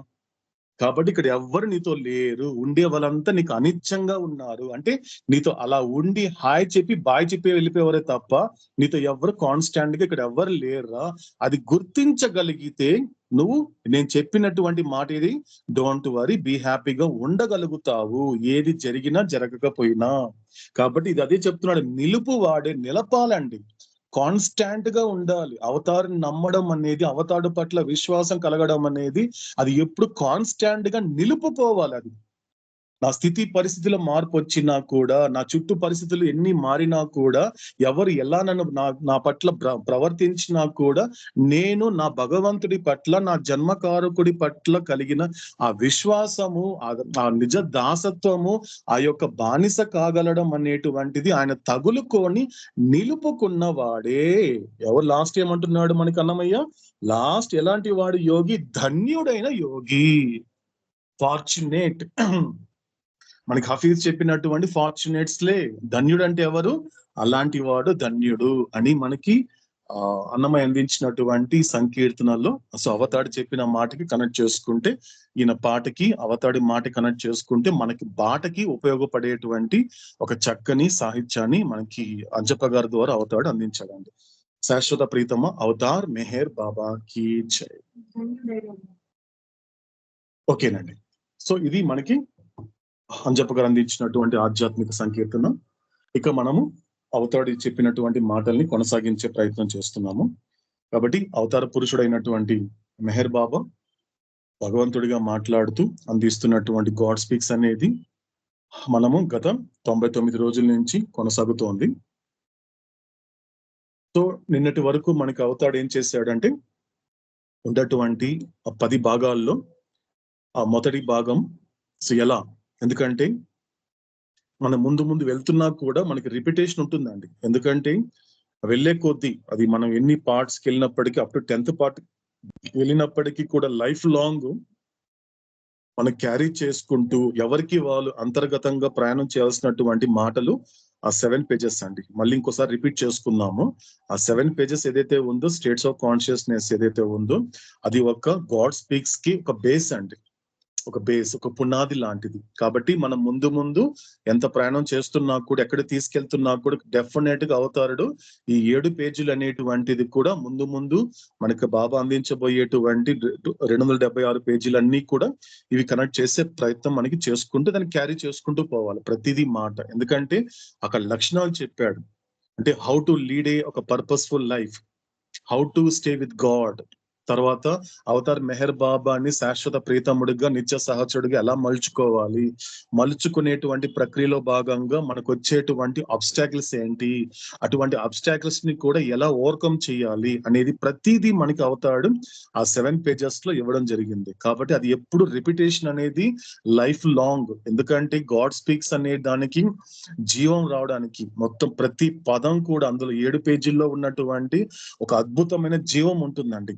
ఎందుకంటే అది ప్రయాణం చేస్తున్నప్పుడు, ఆ మాటలు వింటున్నప్పుడు, ఇందుకోసం కదా నాకు నేను పుట్టాననిపిస్తుంది, ఇందుకోసం కదా నాకు ఈ జన్మనిచ్చాడు, ఈ మాటలు వినడానికే కదా ఇది నా స్వరూపమా, నేను ఎవరి స్వరూపం అనుకున్నానే, ఇది ఎవరికో సాధ్యపడుతుంది అనుకున్నానే, నా వల్ల కాదనుకున్నానే, కానీ నాకు సాధ్యపడుతుందా, అవతారుడు నాకు మరొక అవకాశం ఈ జన్మలో ఇచ్చాడా అనేటువంటి ఒక సగర్వమైనటువంటి అనుభూతి కలుగుతుందండి అవతాడు మాటలు వింటున్నప్పుడు. ఎందుకంటే సరిగ్గా చెప్పాలి, ఉన్న నిజం మాట్లాడుకోవాలి అంటే ఇప్పుడు మనం ఏ సమయం అయితే గడుపుతున్నామో ఈ సమయం గడపడానికి మనకి మరొక్కసారి ఈ మానవ మాధ్యమాలు ఇచ్చాడండి అవతాడు.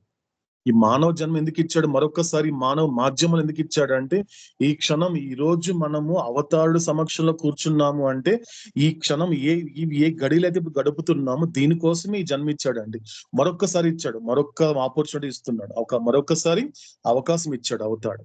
కాబట్టి దాన్ని పూర్తిగా ఎరుకతో నిత్యంగా నిరంతరాయంగా కొనసాగించేలాగా ఎవరికి వారు ప్రయత్నం చేసుకోవాలండి. ప్రయత్నం చేస్తూ ఉండగలిగితే డెఫినెట్ గా వచ్చిన పని అనేది పూర్తవుతుంది. ఆయన ఏ ప్రయోజనం కోసం అయితే లోకానికి పంపించాడో ఆ ప్రయోజనం ఖచ్చితంగా పూర్తవడం జరుగుతుంది. కాబట్టి సో మనకి ఫస్ట్ నుంచి కూడా ప్రతి ఏ విధంగా అనేక రకాలుగా అంటే మనం లాస్ట్ టైం కూడా ఒక page by page, para by para, ప్రతి ఒక్క పదము, ప్రతి ఒక్క మాట, ప్రతి అక్షరం కూడా అందులో ఉన్నటువంటి అంతరార్థము, అందులో ఉన్నటువంటి గూఢార్థము, దాని వెనక ఉన్నటువంటి అవతార తత్వము, ప్రతిదీ మనకి అవతారుడు గత కొన్ని రోజుల నుంచి మరింత లోతులోకి అందించే ప్రయత్నం చేస్తున్నాడు. కాబట్టి అలాగే అందుకునే ప్రయత్నం కూడా మనం కొనసాగుతుంది.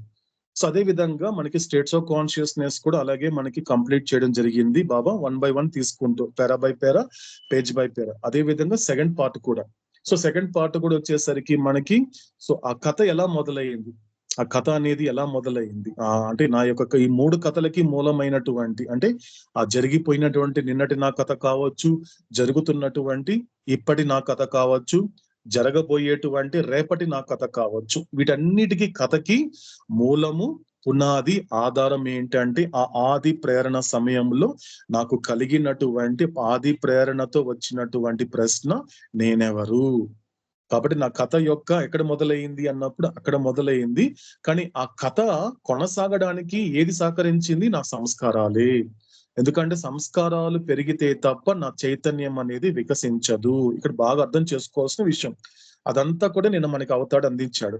ప్రతిదీ కూడా అంటే 1 by 1 మనం చూసుకుంటూ ఎలా కథలతో వచ్చాను అంటే నా సృష్టిలోకి నా రాక ముందు, సృష్టిలోకి నేను ఇంకా ప్రయాణం అనేది ఒక మాధ్యమంతో ఒక అసోసియేట్ అవడానికన్నా ముందు ఏం జరిగింది అనేది మనకి స్పష్టంగా అవతాడు నేనంతా కూడా మనకి దాని గురించి ఎక్స్ప్లెయిన్ చేయడం జరిగింది, స్టోన్ నుంచి అప్ టు హ్యూమన్ దాకా. కాబట్టి సో జరిగిపోయినటువంటి నిన్నటి కథ అంతా కూడా మనకి అదంతా అంటే జరిగిపోయినటువంటి నిన్నటి నా కథ నుండి సో జరుగుతున్న ఇప్పటి నా కథ అయినటువంటి దాన్ని కనెక్ట్ చేయడం జరిగింది అవతాడు. కాబట్టి నిన్న చివరిగా చెప్పిన మాటని ఇంకొకసారి మనం రిపీట్ చేసుకుందాము. సో మానవ జన్మలో అవతాడు చెప్పినటువంటి ఈ మానవ మాధ్యమానికి ఆయన చెప్పినటువంటి దాన్ని ఏం చెప్పాడు అనేది ఇంకొకసారి మనం రిపీట్ చేసుకుందాం. ఒకటి ఏంటి అన్నప్పుడు ఇది ఎటువంటి ఫామ్, ఎటువంటి మాధ్యమము అన్నప్పుడు ఇక్కడ అవతాడు ఏం చెప్పాడు, it is a highest form అని చెప్పాడు, ఉన్నతమైనటువంటి రూపము. రెండోది పర్ఫెక్ట్ ఫామ్. ఈ 2 పదాలు కాస్త అర్థం చేసుకోవాలండి. ఎందుకంటే ఎప్పటికప్పుడు ఏ సమయంలో కూడా హాస్యాస్పదంగా కూడా దిగజారకూడదు, ఎవరికి వాళ్ళు దిగజారకూడదు. ఎందుకంటే చాలా గొప్ప జన్మ అండి ఇది.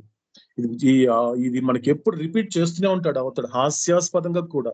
నిన్ను నువ్వు ఎప్పుడు దిగజార్చుకోకు, ఎందుకంటే నీది ఒక పురుగు జన్మ కాదు, లేకపోతే ఏదో ఒక అధమమైనటువంటి మాధ్యమం నీకు ఇవ్వలేదు అవతాడు.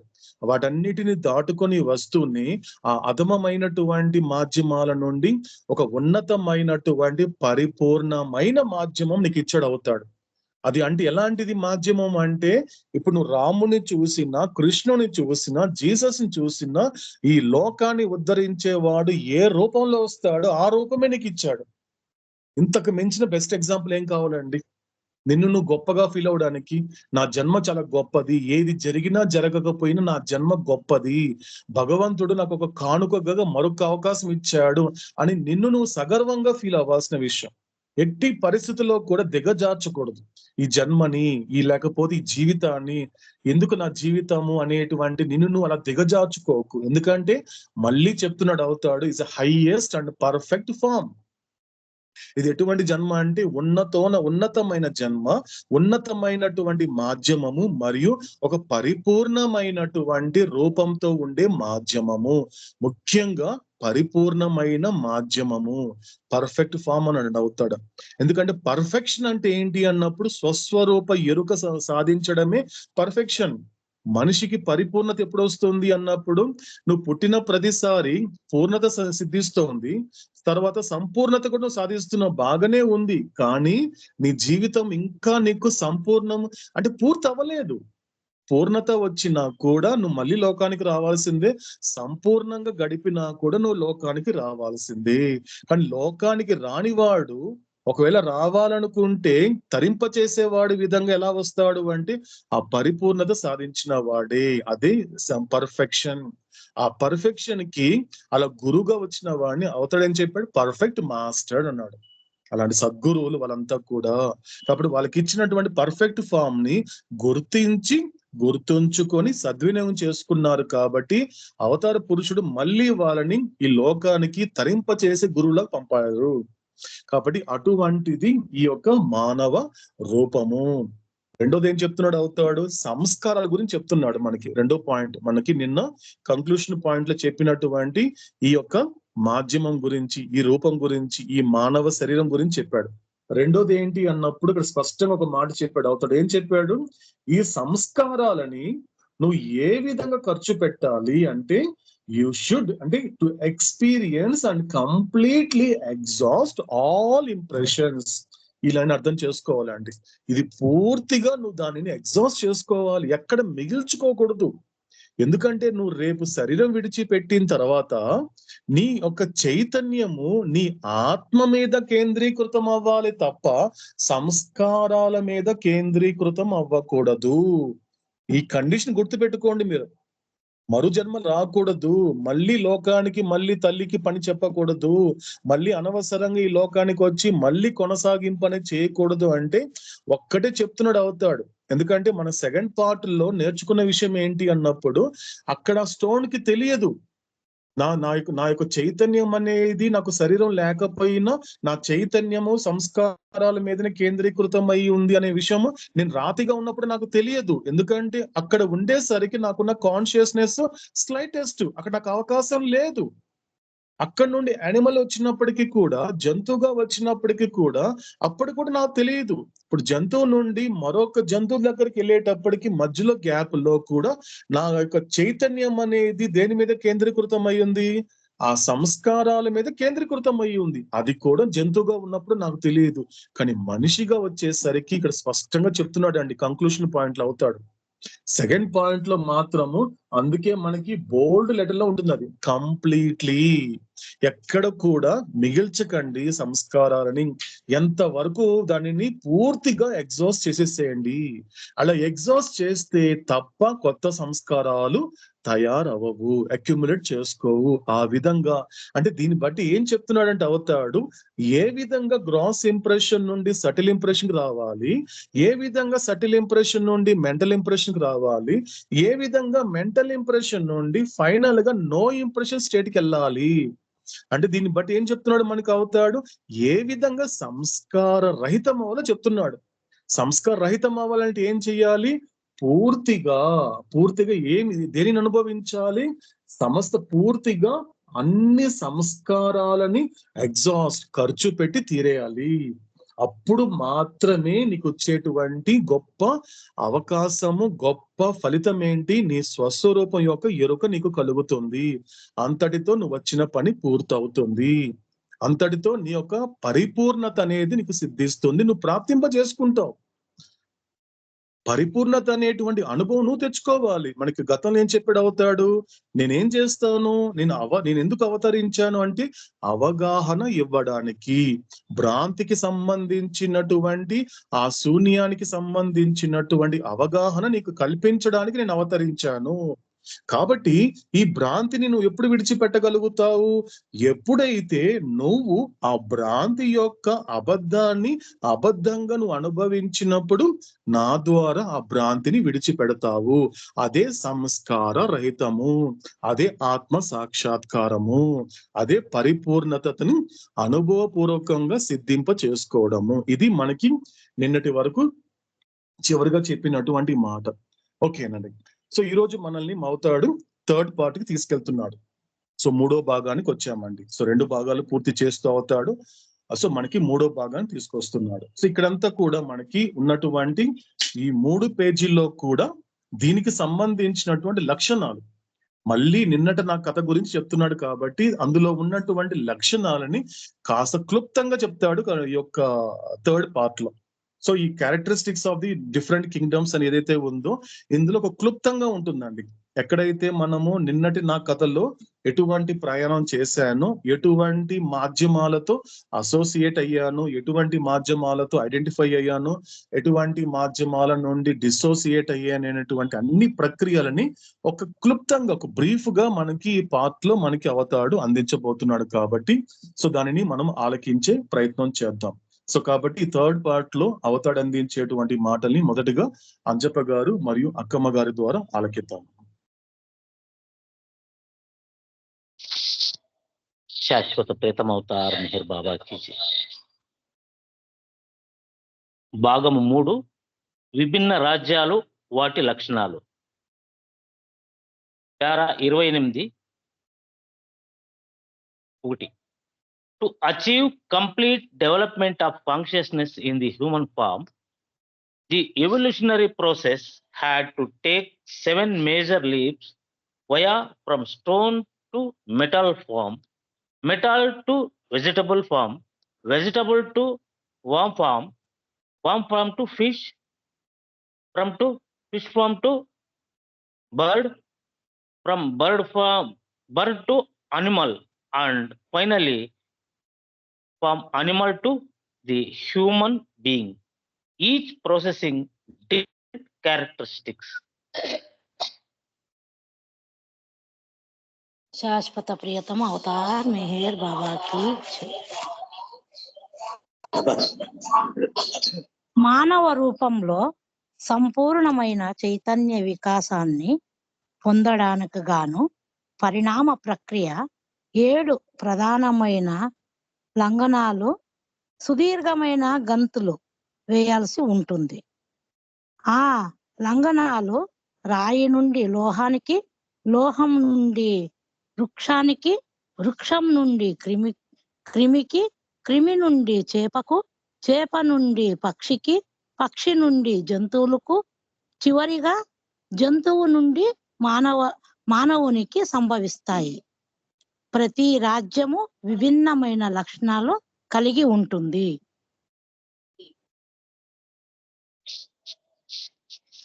Characteristics of the kingdom of stone and the kingdom of metals. In the stone form and metal forms, the soul has its initial experience of the grass world.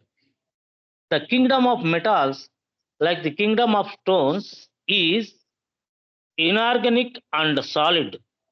Both kingdoms include within their range a rich variety of spices. In the solid states of stones and metals, life and energy are dormant. Therefore, they are regarded as inanimate. The stone forms and metal forms cannot move about by themselves. That is, they have no voluntary motion. For this reason, the consciousness which associates itself with these forms tends to assert itself through a recumbent horizontal position rather than through an erect position or vertical upright stand in the grass world.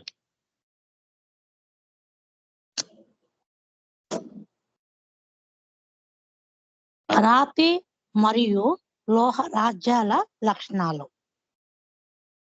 రాతి రూపాలలోను మరియు లోహ రూపాలలోను ఆత్మ స్థూల ప్రపంచానికి చెందిన తన తొలి అనుభవాలను పొందుతుంది. లోహ రాజ్యము రాతి రాజ్యము వల్లనే జడమైనది, ఘనమైనది, దృఢమైనది. ఈ రెండు రాజ్యాలు తమ పరిధిలో వివిధ జాతులను పుష్కలంగా కలిగి ఉంటాయి. రాళ్ళు మరియు లోహాలకు చెందిన ఘనస్థితిలోను జీవం మరియు ప్రాణశక్తి నిద్రాణమై ఉంటాయి. అందుచేతనే అటువంటి రూపాలు నిర్జీవులుగా పరిగణింపబడతాయి. రాతి రూపాలు మరియు లోహ రూపాలు స్వచ్ఛంద చలనాన్ని కలిగి ఉండవు అనగా వాటంతటా అవే కదలలేవు. ఈ కారణంగా ఈ రూపాలతో సహచర్యం చేసి చైతన్యం స్థూల ప్రపంచములో పరుండి భూమికి సమాంతరంగా ఉండే అవస్థలో నిట్టూరగా నిలబడి తల పైకెత్తి ఉండే వ్యవస్థకు బదులు తనను తాను చాటుకోవడానికి మొగ్గు చూపుతుంది. శాశ్వత ప్రియతమ అవతార్ మెహర్ బాబా కీ జై. సో ఇక్కడ మనకి అవతారుడు ఎలా స్టార్ట్ చేస్తున్నాడు అంటే థర్డ్ పార్ట్ ని, అంటే ఈ మానవ రూపంలో ఈ యొక్క చైతన్యం యొక్క పూర్తి అభివృద్ధి సాధించడానికి ఏం జరిగింది, పరిణామ ప్రక్రియలో ఏం జరిగింది, మనకి ఒక 7 మేజర్ లీప్స్ అంటారు. ఎందుకంటే లంఘనాలు అంటే ఒక గంతులు అని చెప్పొచ్చు, లేకపోతే అర్థం చేసుకోవడానికి దాటడం కూడా వాడుకోవచ్చు అండి. ఇక్కడ లీప్ అనే పదం తీసుకున్నప్పుడు అర్థం కావడానికి ఒక లంఘనాలు అనేది కొంచెం కష్టంగా ఉంటే ఒక దాటడం అంటే అన్ని రకాలు దాటుకుంటూ పోవడం, లేకపోతే గంతులు అంటారు, లేకపోతే దాటడం అని ఏదో ఒక పదం అంటే మనకు అర్థమయ్యే ఇప్పుడు వాడుక భాషలో వాడుకునే విధంగా సో దాటడం అనేది కూడా వాడుకోవచ్చు. కాబట్టి సో ఏం చేస్తుంది అన్నప్పుడు సో 7 రకాలుగా ఒక ముఖ్యమైనటువంటి ఈ యొక్క దాటడాలు ఉంటుంది. ఏం చెప్తున్నాడు అవుతాడు ఇక్కడ 7 ఏదంటే సో స్టోన్ టు మెటల్ అంటే రాతి నుండి లోహము, లోహం నుండి వృక్షము నుండి క్రిమికీటకాల నుండి చేప నుండి పక్షి నుండి జంతువు నుండి చివరికి మానవ రూపము. సో ఈ విధమైనటువంటిది వస్తున్నప్పుడు ఏం జరిగింది అంటే ఈ యొక్క 7 విధాలైనటువంటి ముఖ్యమైనటువంటి ఈ దాటడాలలో కూడా ప్రతి ఒక్కటి కూడా ఒక రకరకాలైనటువంటి విభిన్నమైనటువంటి లక్షణాలు కలిగి ఉంది. అంటే ఇప్పుడు ఒక రాతికి ఉన్నట్లు లోహానికి ఉండదు, లోహానికి ఉన్నట్లు వృక్షానికి, అంటే వాటన్నిటికీ కూడా ఒక డిఫరెంట్ అనే పదం యూజ్ చేయడం జరిగింది. ఎందుకంటే ఈ యొక్క పార్ట్ పేరే అది అంటే characteristics of different kingdoms. Different అంటే ఏంటి, విభిన్నమైనటువంటి లక్షణాలు కలిగి ఉంటాయి ఒక్కొక్క రాజ్యంలో. సో దాని గురించి మనకు అవుతాడు చెప్తున్నాడు. ఇక్కడ స్టార్టింగ్ లో మనకి చెప్పిన విషయమే ఇక్కడ కొద్దిగా బ్రీఫ్ చేస్తున్నాడు అవుతాడు. కొద్దిగా మనకి కొంచెం ఒక సింపుల్ గా చెప్పే ప్రయత్నం చేస్తున్నాడు అవుతాడు. సో ఇక్కడ ఏం జరుగుతుంది ఇక్కడ అంటే స్టోన్ కి వచ్చేసరికి ఇక్కడ మనం చూస్తే ఈ పేరాల్లో కూడా 2 కలిపేశాడు అవుతాడు. ఇక్కడ స్టోన్ ని కానీ ప్లస్ మెటల్ ని 2 కలిపేసాడు. ఎందుకంటే అది వేరేగా చెప్పబడినా కూడా స్లైటెస్ట్ డిఫరెన్స్ తప్ప ఎక్కువ లేదు.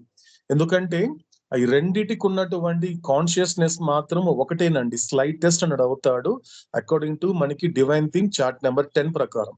సో దాని ప్రకారం ఏం చెప్పాడు, ఈ రెండిటికి కూడా స్లైటెస్ట్ కాన్షియస్నెస్ కాబట్టి రెండింటిని కలిపేసాడు అవుతాడు, రెండింటిని కలిపే చెప్తున్నాడు. సో కాబట్టి ఇక్కడ ఏం జరుగుతుంది, ఇదంతా కూడా ఇవి పూర్తిగా ఎలా ఉంటుంది అన్నప్పుడు, సో మనకి ఒక జడమైనదిగా ఒక రాతిని చూసినా, అంటే మనం ఉన్నటువంటి పక్క గోడలను చూసినా, మనకి పక్కన కనిపించే గ్రిల్స్ చూసినా కూడా అర్థమవుతుంది జడమైనది ఘనమైనది.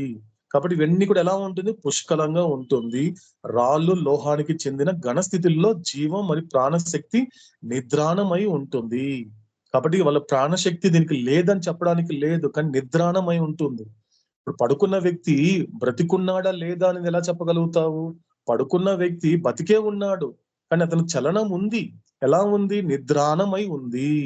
నువ్వు యాక్టివ్ గా ఉంటేనే అతను బతికున్నట్టే కాదు, పడుకున్న వ్యక్తి కూడా చూడ్డానికి వాళ్ళ చనిపోయిన వ్యక్తిలా కనపడచ్చేమో, కానీ అతడు ప్రాణం మాత్రము నిద్రాణమై ఉంది. కాబట్టి అందుకే వాటిని నిర్జీవులుగా పరిగణిస్తారు. వాటికి ప్రాణం లేదనిపిస్తుంది, కానీ వాటికి ప్రాణం ఉంది, వాటిలో కూడా ఆత్మ ఉంది, వాటిలో కూడా చైతన్యం అనేది ఉంది.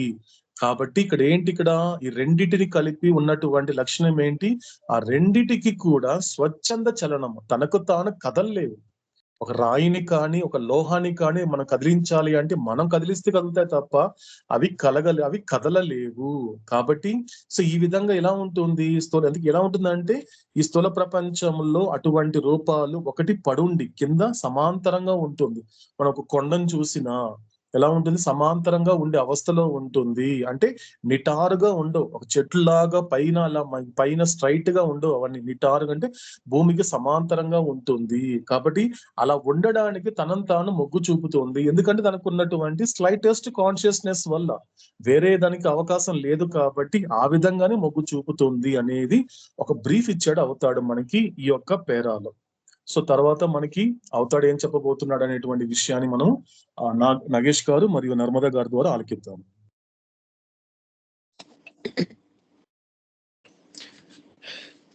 Characteristics of the vegetable kingdom. In the vegetable kingdom, consciousness realizes itself as half animate and half inanimate. The increased consciousness of the vegetable form asserts its existence in the gross world through an upright or erect stand. The vegetable forms have to take the help of some other things such as earth or rock for maintaining an erect position. They can either stand by themselves nor move voluntarily from place to place since they are rooted in one spot. వృక్ష రాజ్య లక్షణాలు. వృక్ష రాజ్యంలో చైతన్యం తాను సగం సజీవినని సగం నిర్జీవినని అనుభవంతో తెలుసుకుంటుంది. వృక్ష రాజ్యంలో వృద్ధి చెందిన చైతన్యం తన ఉనికిని తలపైకెత్తి లేక నిటారుగా నిలబడి ఉండే అవస్థ ద్వారా చాటుకుంటుంది. అయితే నిటారుగా నిలబడటానికి వృక్ష రూపాలు భూమి లేక రాయి వంటి ఇతర వస్తువుల సహాయాన్ని తీసుకోవలసి ఉంటుంది. అవి ఒకే చోట నాటబడి ఉంటాయి కాబట్టి వృక్ష రూపాలు స్వతంత్రంగా నిలబడలేవు, అలాగే స్వచ్ఛందంగా ఒక చోట నుండి మరొక చోటికి కదలలేవు. సో ఇక్కడ మనకి వచ్చేసరికి వృక్షం గురించి అవుతాడు చెప్తున్నాడు. నెక్స్ట్ వెజిటేబుల్ కింగ్డమ్ కి వచ్చేసరికి ఇక్కడ పూర్తిగా ఏమవుతుంది, ఇక్కడ సగము సజీవి సగము నిర్జీవంగా ఉంటుంది. ఎందుకంటే పాక్షికమైన కదలిక. ఎందుకంటే ఒక చెట్టుని మనం గమనిస్తే ఆ పైన కనిపించేటువంటి కొమ్మలు కనిపించేటువంటి ఆకులు కదులుతాయి తప్ప కింద ఉన్నటువంటి ఆ భూమిలో ఉన్నటువంటి భాగం కదలదు.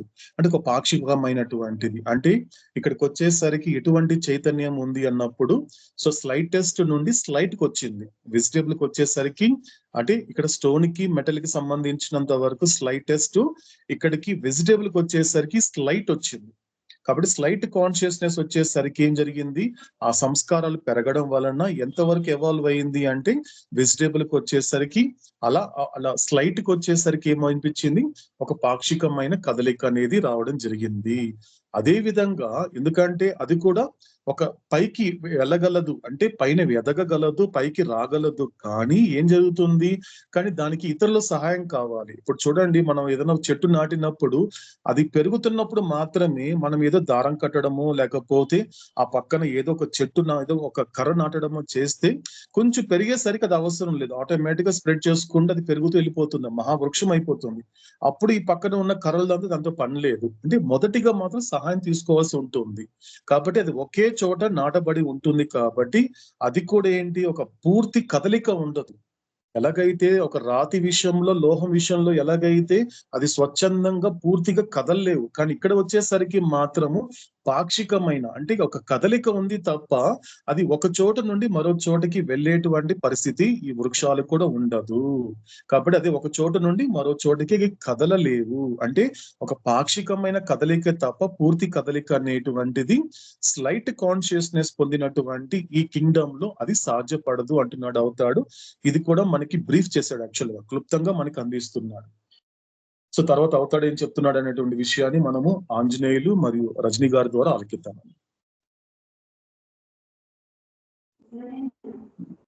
सरस्वत प्रीतम अवतार मेहर बाबा की जय।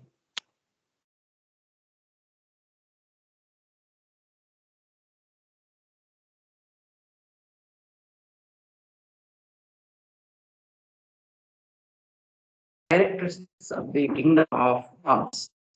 In worm consciousness, the soul gathers experience of voluntary movement. It experiences itself as animate in its travel to gain more and further consciousness. The warm conscious soul experiences itself in the gross world, first as an invertebrate and later as a vertebrate, and goes on creeping in diverse species of worms. Voluntary movements are made by crawling by means of pairs of legs, sometimes by multiple pairs of legs, and sometimes by pairs of legs and pairs of wings. Worms may have surfaces that are heavy, smooth, silky, rough and scaly. The worm goes through a struggle for existence and survival and is endowed with sensation and life. Sometimes it is an amphibian. For example, it has not only voluntary movement on earth but has also mobility in water. For the purpose of this explanation, the worm form includes all worms, insects, reptiles, and amphibia of their species. Even when they have legs and wings, they have a tendency to crawl, and they are distinct from birds and from quadruped animals. The worm form is recumbent, as no upright or erect stand, and is born to tie prostrate.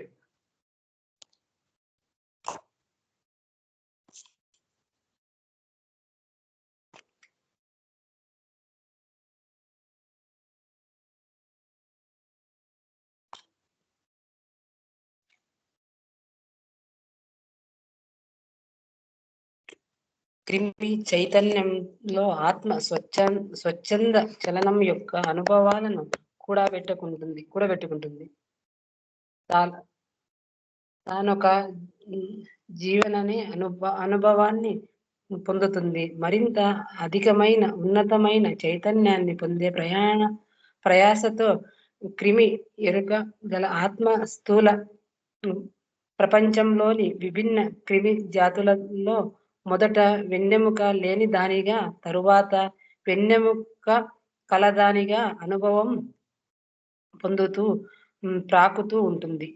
జతలుగా ఉండే కాళ్ళు, కొన్నిసార్లు పలు జతల కాళ్ళు, అలాగే కొన్నిసార్లు జతల కాళ్ళు మరియు జతల రెక్కల సహాయంతో ప్రాకుట ద్వారా స్వచ్ఛంద చలనాలను సాగిస్తుంది. క్రిములు పలు రకాలైన వెంట్రుకలు కలిగిన నున్నని పట్టులాంటి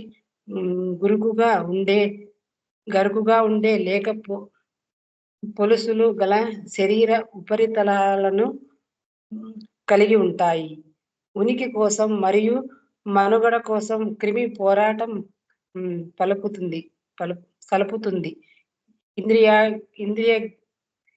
జ్ఞానం ప్రాణం కలిగి ఉంటుంది. కొన్నిసార్లు ఉభయచరంగా ఉంటుంది, అనగా భూమి మీద స్వచ్ఛంద చలనాన్ని కలిగి ఉండటమే కాకుండా నీటిలో కూడా చలన శక్తిని కలిగి ఉంటుంది.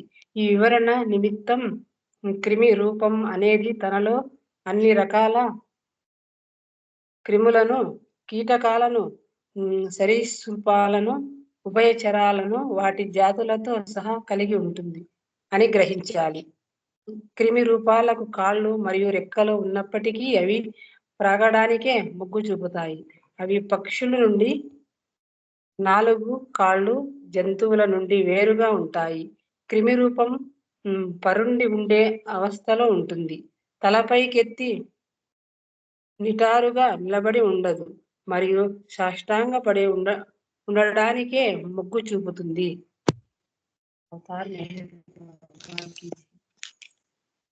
Characteristics of kingdom of fish. The fish conscious soul identifies itself with the varied species of fish and experiences the grass as a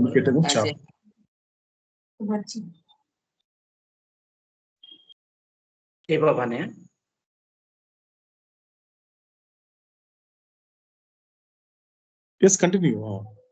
Anjanil, continue చేయండి. Okay.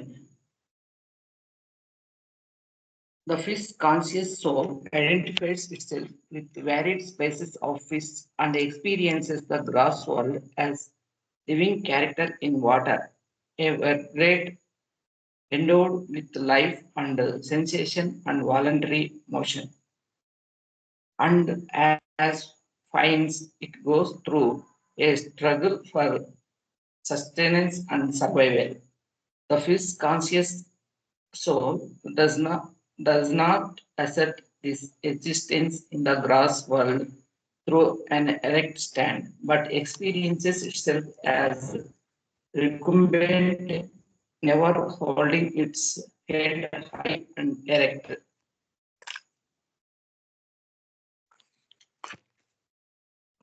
చేప ఎరుక గల ఆత్మ వివిధ చేప జాతులతో తదాత్మ్యం చెంది నీటిలో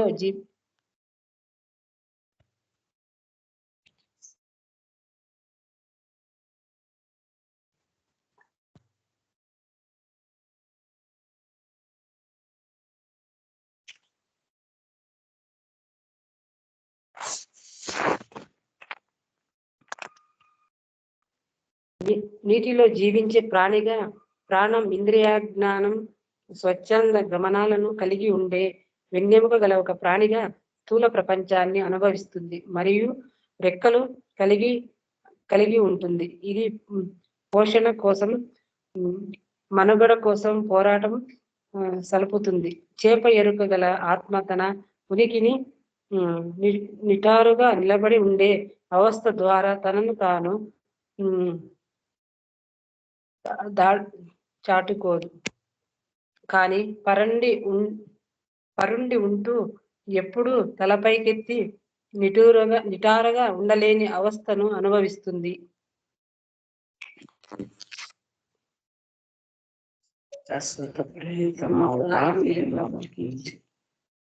ఓకేనండి. సో ఇక్కడ మనకి రాతి, లోహము, వృక్షం, తర్వాత క్రిమి కీటకం. సో క్రిమి కీటకాల గురించి అవతాడు చెబుతూ బ్రీఫ్ చేస్తున్నాడు. ఏం చెప్తున్నాడు అంటే ఇక్కడ ముఖ్యంగా ఇక్కడికి వచ్చేసరికి ఆ చైతన్యం అనేది వికసిస్తూ, అంటే స్టోన్ మెటల్ గా ఉన్నప్పుడు స్లైటెస్ట్. సో ఇక్కడ వెజిటేబుల్ కి వచ్చేసరికి స్లైట్, కానీ వామ్స్ రెప్టైల్స్ కి వచ్చేసరికి మోర్ కాన్షియస్నెస్, మోర్ అంటే ఎక్కువ చైతన్యం అనేది ఇక్కడ వికసించింది.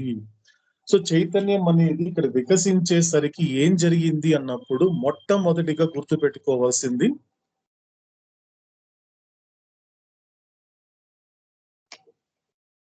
పూర్తి కదలిక, స్వచ్ఛందంగా కదలిక, అదొకటండి ఇంపార్టెంట్. ఆడ పూర్తి అంటే స్వచ్ఛందంగా తనకు తాను కదిలేలా ఉంటుంది క్రిమి కీటకాలు. మరొక ఇంపార్టెంట్ ఏంటి అన్నప్పుడు ఇక్కడ తన ఉనికి కోసము, మనుగడ కోసము క్రిమి పోరాటం సలుపుతుంది. అంటే సంపాదన, తనకంటూ ఒక ఫ్యామిలీ ఉంది, తనని వాళ్ళు పోషించాలి, బిడ్డలు ఇంట్లో ఉంటారు, సో వాళ్ళకి ఆహారం తీసుకెళ్ళాలి, ఎలాగైనా బయటికి వెళ్ళి ఆహారం తీసుకొచ్చి నా బిడ్డలకి పెట్టాలి, నా వాళ్ళకి పెట్టాలి అనేటువంటి తమ యొక్క మనుగడ కోసం పోరాటం అనేది మొదలయ్యింది క్రిమి కీటకాల నుండి. అందుకే మనకి గతంలో మనం అబ్జర్వ్ చేస్తే సాధారణంగా గురువు అంటే ఒక భగవంతుడు కొన్ని విషయాలు మాట్లాడుతున్నప్పుడు సాధారణంగా వేదాల్లో చెప్పబడిన విషయం ఏంటంటే, ఒక మనిషిలో నువ్వు పుట్టింది మనిషిగా తప్ప పురుగు పుట్టలేదురా అంటారు. పురుగు వంటి జీవితం కాదు, పురుగు వంటి బతుకు కాదు నీది, పురుగులా బతుకుతావు ఎందుకురా నువ్వు అంటారు. ఎందుకు పురుగుతో పోలుస్తారు? ఒక రాతితోనో లోహంతో ఎందుకు పోల్చడం లేదు, వృక్షంతో ఎందుకు పోల్చడం లేదు? ఒక పురుగుతో పోలుస్తున్నారు అంటే నువ్వు ఉదయం లేచినప్పటి నుండి రాత్రి పడుకునేంత వరకు నీ శరీరం కోసం ఎలాగైతే మనుగడ కోసం పోరాటం చేస్తున్నావో ఆ పోరాటము ఇప్పటిది కాదు, అప్పటిది. నువ్వు పురుగు క్రిమి కీటంగా ఉన్నప్పటి నుండే ఈ మనుగడ కొనసాగుతోంది. ఇదేం కొత్త ఏం కాదు. ఇక్కడ రూపాలు మారాయేమో, నీకు కావలసినటువంటి వస్తువులు ఆ లక్షణాలు మారాయి, ఆ పరిమాణాలు మారాయి తప్ప నిజానికి అక్కడ జరిగేది అక్కడ మొదలయ్యింది నీ యొక్క జీవితం కోసము, నీ మనుగడ కోసం పోరాటం మొదలయ్యింది అక్కడి నుంచి అని మనకి అవతారుడు మరికొంత బ్రీఫ్ ఇస్తున్నాడు ఈ మాటల్లో, ఈ యొక్క క్రిమి కీటక సంబంధం. సో ఇది రెండో మాట గుర్తుపెట్టుకోవాల్సిన విషయాలు. సో నువ్వు మూడో తీసుకుంటే రకరకాలుగా, ఎందుకంటే దీనికి కంప్లీట్ గా ఒక డెమాన్స్ట్రేషన్ మనకి బైరమంగళంలో మనకు అవతాడు అందించాడు. ఆ బైరమంగళంలో మనకి డివైన్ థీమ్ ల్యాబొరేటరీలో మనం చూస్తే అద్భుతంగా ఒకసారి చూస్తే అనేక రకాలైనటువంటి వృక్షాలు, అదే విధంగా ఇక్కడ కూడా చూడొచ్చు, చార్ట్ నెంబర్ 8A లో ఉంటుంది మనకి ఇదే గాడ్ స్పిక్స్ లో కూడా. సో అనేక రకాలైనటువంటి ఒక లక్షణాలు కలిగినటువంటి క్రిమి కీటకాలు, అనేక విధాలైనటువంటిది. సో ఈ రకరకాలైనటువంటి ఒక మాధ్యమాలతో, రకరకాలైనటువంటి ఒక రాజ్యంలో పూర్తిగా రకరకాలైనటువంటి లక్షణాలతో ఇవి ఉన్నాయి. కాబట్టి ఒక 2 కాళ్ళతో కావచ్చు, 4 కాళ్ళతో కావచ్చు, కొంతమందికి వెంట్రుకలు ఉంటుంది, కొన్నిటికి వెంట్రుకలు ఉండదు, కొన్నిటి అది నడిచే విధానం మారిపోతుంది, కొన్ని పరిగెత్తుతుంది, కొన్ని అటాక్ చేస్తుంది, కొన్ని తమను తాము కాపాడుకోవడానికి ప్రయత్నిస్తుంది. ఇప్పుడు మామూలుగా చూస్తేనే ఒక చీమ ఉంటుందండి. ఇప్పుడు అవతాడు ఒక చిన్న మాట చెబుతూ, ఎందుకంటే అక్కడ కూడా ఒక పురుగు పుట్రతో కంపేర్ చేశాడు మానవ జన్మని. ఒక చోట మండలి హాల్లో కూర్చున్నప్పుడు అవుతాడు, ఒక మీటింగ్ జరుగుతోంది. మీటింగ్ జరుగుతున్నప్పుడు అక్కడ వచ్చిన టాపిక్ ఏంటి అంటే భయం అండి. ఒక భయం మీద టాపిక్ వచ్చింది.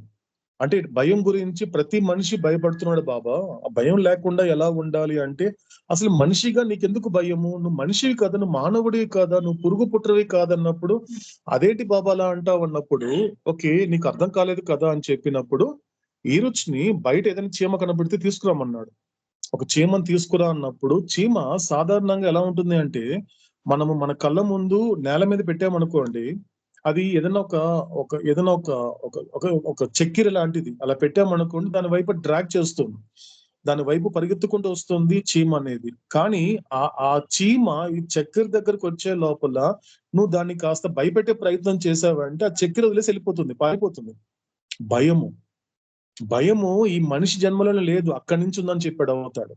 అక్కడి నుంచి కూడా తనను తాను కాపాడుకోవడానికి నాకు చక్కెర వద్దు, ఏమొద్దు, నేను బతుకుంటే చాలు అనే విధంగా భయపడి పారిపోతోంది.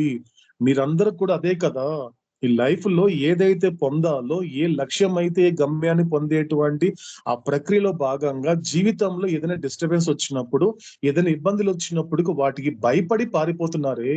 ఇక్కడ చీమలకి ఇక్కడ మనుషులుగా పుట్టిన మీకేం తేడా ఉంది, నాకేం తేడా కనిపించట్లేదు అన్నాడు అవతాడు. కాబట్టి సో ఇలాంటివి మనకి అవతాడు చెప్పినటువంటి క్రిమి రూపాల్లో ఉన్నటువంటి లక్షణాలు అనేది కూడా ఇప్పుడు దాంతో కనెక్ట్ చేసుకుంటే, ఇప్పుడు మానవ జన్మలో నేను ఏదైతే చేస్తున్నానో అది చాలా వరకు మొదలైంది మాత్రము క్రిమి కీటకాల నుండి. స్వచ్ఛందంగా ఆ యొక్క ఈ మనుగడ కోసం చేసేటువంటి పోరాటం అనేది అక్కడ నుండి మొదలైంది అని మనకి అవతారుడు దీని ద్వారా చెప్పడం జరిగింది. కాబట్టి దానికి ఉన్న లక్షణాలు కూడా మనకి స్పష్టంగా బ్రీఫ్ ఇవ్వడం జరిగింది. కాబట్టి అవతారుడు చెప్పేటువంటి మరికొన్ని విషయాల్ని తర్వాత మెహరోపాసనంలో శ్రద్ధతో ఆలకించే ప్రయత్నం చేద్దాం. శాశ్వత ప్రియతమ అవతార్ మెహర్ బాబా కీ జై. సో ఎవరికైనా క్లారిఫికేషన్స్ ఉన్నాయండి? నేను అడగాలనుకుంటున్నారా, అడిగి క్లారిఫై చేసుకోవాలనుకుంటున్నారా, ఏమైనా చెప్పాలనుకుంటున్నారా?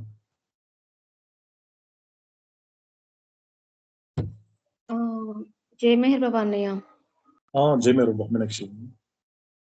ఇప్పుడే మనం నాన్న షేర్ చేశాడు కదా, క్రిమి కీటాలు ఒక కింగ్డమ్ లో చూసినప్పుడు మనము ఇంద్రియ పరమైన జీవితం అక్కడి నుంచి మొదలవుతుంది అనిపించింది నాకు. ఎందుకంటే తన ఎలాంటి హ్యూమన్ ఫామ్ లో నాన్న ఇక్కడి నుంచి మొదలవుతుంది, మనకి ఈ కింగ్డమ్ నుంచి మొదలవుతుంది ఇంద్రియ పరమైన జీవితం అని చెప్తాడు కదా నాన్న. ఏదైతే T5 అని చెప్పుకుంటామో T4 లో కూడా అక్కడ అది కనిపిస్తుంది కదా మనకి. మనకి అది T5 తీసుకుంటే మనకి ఇంకా హ్యూమన్ ఫామ్ లో మాత్రం తరించడం ఒకటే ఉంది, అదొకటి మిగిలి ఉంది మనకి. అది ఇంద్రియపరమైన అది అక్కడి నుంచినే స్టార్ట్ అయిపోయింది మనకి, ఇక్కడిది కాదు. అక్కడ నిజానికి అక్కడి నుంచినే అదంతా కూడబెట్టుకొని వచ్చాము అంటాడు కదా నాన్న. కదా ఉంది కదా ఇక్కడ ఇంద్రియ జ్ఞానము ప్రాణం కలిగి ఉంటుంది, క్లియర్ చెప్పాడు కదా మనకి. కరెక్ట్. ఎందుకంటే ఈ లైఫ్ ఆఫ్ సెన్సెస్ అనేది, ఎందుకంటే అంటే ఆ స్టోన్ కి ఉంది, మెటల్ కి ఉంది, వృక్షానికి ఉంది, కానీ అది బయట కనబడదు. అంత ప్రతిదీ దానికి ఉంటుంది కానీ అది బహిర్గతం అవ్వదు, బయట కనబడదు. అంటే మనకి కళ్ళ ముందు ప్రాక్టికల్ గా కనిపించేది మాత్రము క్రిమి కీటకాలే. అందుకే స్పష్టంగా ఇక్కడ మాత్రము ఆ పదం వాడి అవుతాడు, ఇంద్రియ జ్ఞానము. అంటే అది కూడా కాన్షియస్ మీద డిపెండ్ అవుతుంది కదా అన్నయ్య. ఇప్పుడు మనకి స్టోన్ తీసుకున్నా కూడా మనకి వెరీ స్లైటెస్ట్ అని చెప్పాడు కదా నాన్న అక్కడ తీసుకుంటే. ఇక్కడ వచ్చేసరికి కొంచెం మోర్ గా ఉంటుంది కాబట్టి ఈజ్ ఎక్స్పోజర్ ఎవరీ వన్ అన్నమాట కదా. ఇప్పుడు కాన్షియస్ వికసించే కొద్దీ అది మనకి కనిపిస్తుంది, బాగా కొంచెం బాగా చూపిస్తుంది కదా, ప్రదర్శిస్తుంది కదా. కరెక్ట్. అవును అవును అది అనిపించింది అంతే. Okay good good okay okay. జై మెహర్ బాబా. శాశ్వత ప్రియతమ అవతార్ మెహర్ బాబా కీ జై. రైట్ అండి. So correct. అది ఒక లైఫ్ ఆఫ్ సెన్సెస్ కూడా మనకి బయట కనిపించేది మాత్రం స్టార్ట్ అయ్యేది. సో మనకి మీనాక్షి సో క్లారిఫై చేసినట్లుగా లైఫ్ ఆఫ్ సెన్సెస్ అనేది కూడా బయట కనిపించేది మనకి క్రిమి కీటకాల నుండి కనిపిస్తుంది. కరెక్ట్. ఇంకా వాసన పట్టేస్తుంది, ఎందుకంటే మన ఒక వంటిట్లో మనము ఒక నీట్ గా పెట్టకుండా, ఒక మూత పెట్టకుండా అలా ఓపెన్ చేసేస్తే ఆ వాసనకు వచ్చేస్తుంది. పోనీ అని తినేసి పార్సల్ కట్టుకోపోతుంది అంటే పలుతు అది మొత్తం చేసేసి దానికి తెలియదు కదా నీట్నెస్ అంతా కూడా, దానికి కూడా కాన్షియస్నెస్ అలాంటిది.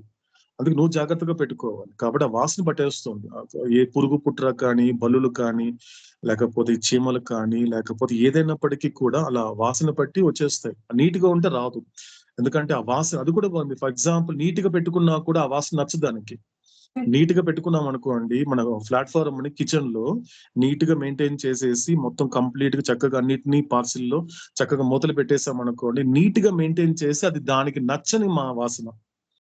లేకపోతే మనకి ఒక డర్టీగా పెట్టుకున్నాం అనుకోండి, మురికిగా పెట్టుకున్నామంటే ఆ మురికి దానికి నచ్చుతుంది, ఆ వాసన పడుతుంది. కానీ దానికి అది సుగంధం. మనకి దుర్గంధమైన దానికి సుగంధం, మనకి సుగంధమైన దానికి దుర్గంధం. కాబట్టి అది అలా ఉంటుంది, దాని లైఫ్ ఆఫ్ సెన్సెస్ అనేది అలా పనిచేస్తుంది. రైట్ అండి, గుడ్, బాగుంది, క్లారిఫికేషన్ బాగుంది. ఓకే అండి, నెక్స్ట్ ఇంకెవరైనా ఉన్నారండి?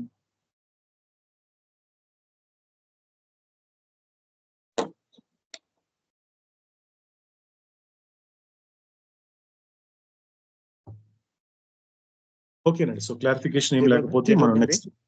Yes Nagesh garu, Jai Babu.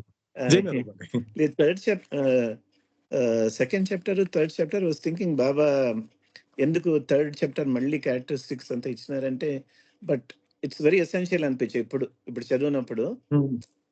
Every kingdom the main గా హైలైట్ చేస్తున్నారు బాబా ఎంత క్లియర్ గా. సో ఇట్లా consciousness, what is happening to the consciousness, stone లో ఎట్లుంటే కాన్షియస్నెస్, ఫిష్ దీంట్లో ప్లాంట్స్ లో ఎట్లుంది, ఇప్పుడు ఫిష్ వరకు ఎట్లుంది అనేది. అంతే అంతే. జై బాబా. అవును జై బాబా. ఆ బ్రీఫ్ అనేది కొంచెం మనకి కొంచెం క్లుప్తంగా అందించారు అవుతాడు మనకి. అక్కడ కొంచెము ఒక డీప్ వెళ్ళారు, యాక్చువల్ గా స్టెప్ బై స్టెప్ చెప్పడం జరిగింది. థర్డ్ పార్ట్కి వచ్చేసరికి సో మనందరికీ ఒక రీక్యాప్ సెషన్ లాగా కొంచెం బ్రీఫ్ గా కొద్దిగా మంచి ఒక బ్రీఫ్ ఇవ్వడం జరిగిందండి. మనకి నాగేష్ గారు చెప్పినట్లు థర్డ్ పార్ట్ అంతా కూడా మనకి బ్రీఫింగ్ గురించే ఉంటుంది. రైట్. ఓకే, సో నెక్స్ట్ అండి ఇంకెవరైనా ఉన్నారా?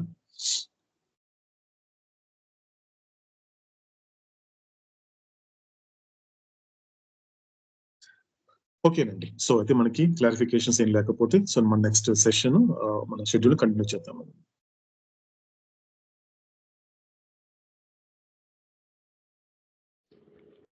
शाश्वत प्रियतम अवतार मेहर बाबा की जय।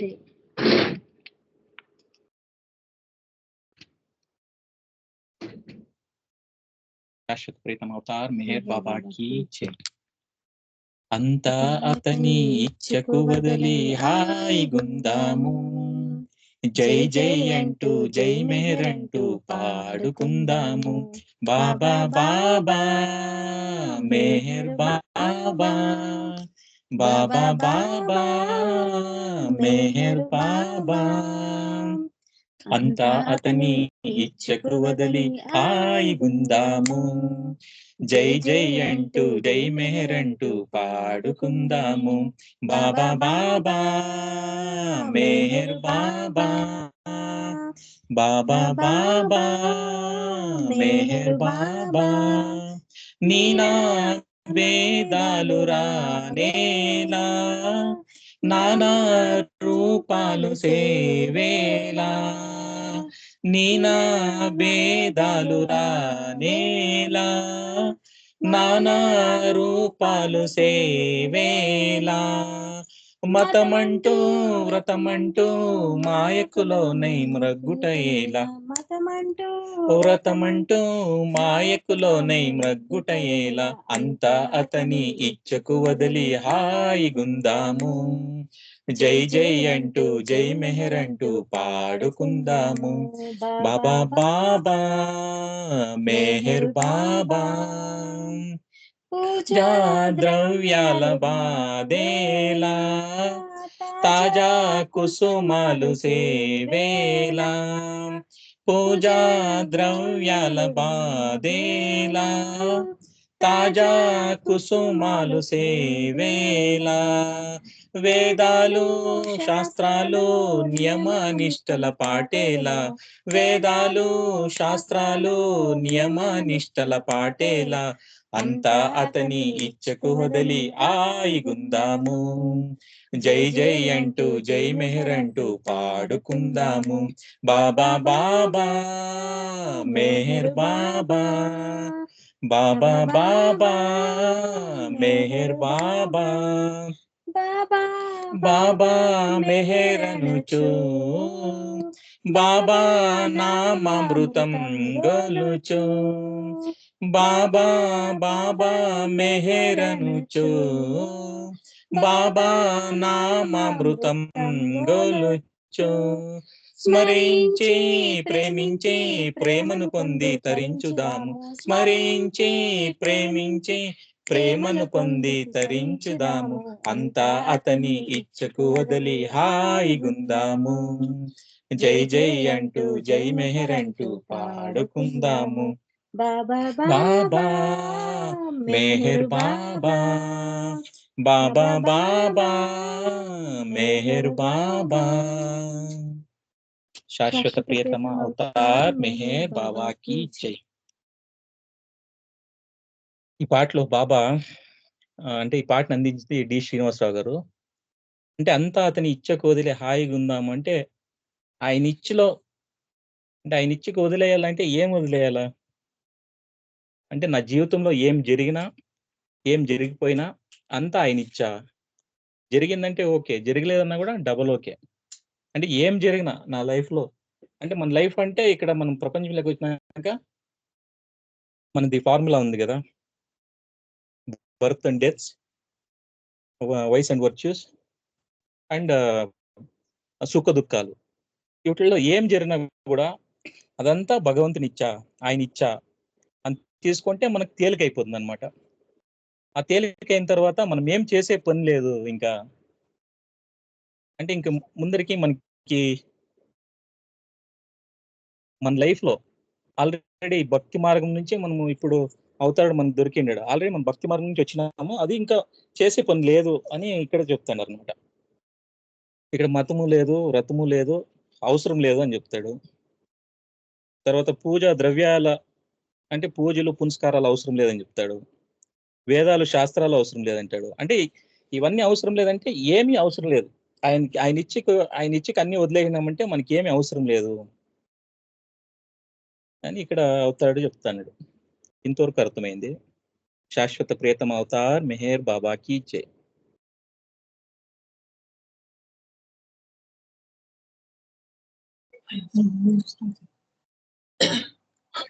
శాశ్వత ప్రియతమ అవతార్ మెహర్ బాబా కీ జై. ఓం పరబ్రహ్మ పరమాత్మా అవతార్ మెహర్ బాబా కీ జై. పరబ్రహ్మ పరమాత్మా అవతార్ మెహర్ బాబా కీ జై. ఓం పరబ్రహ్మ పరమాత్మా అవతార్ మెహర్ బాబా కీ జై. ఓం పరబ్రహ్మ పరమాత్మా అవతార్ మెహర్ బాబా కీ జై. ఓం పరబ్రహ్మ పరమాత్మా అవతార్ మెహర్ బాబా కీ జై. ఓం పరబ్రహ్మ పరమాత్మా అవతార్ మెహర్ బాబా కీ జై. ఓం పరబ్రహ్మ పరమాత్మా అవతార్ మెహర్ బాబా కీ జై. పరబ్రహ్మ పరమాత్మా అవతార్ మెహర్ జై. ఓం పరబ్రహ్మ పరమాత్మా అవతార్ మెహర్ బాబా కీ జై.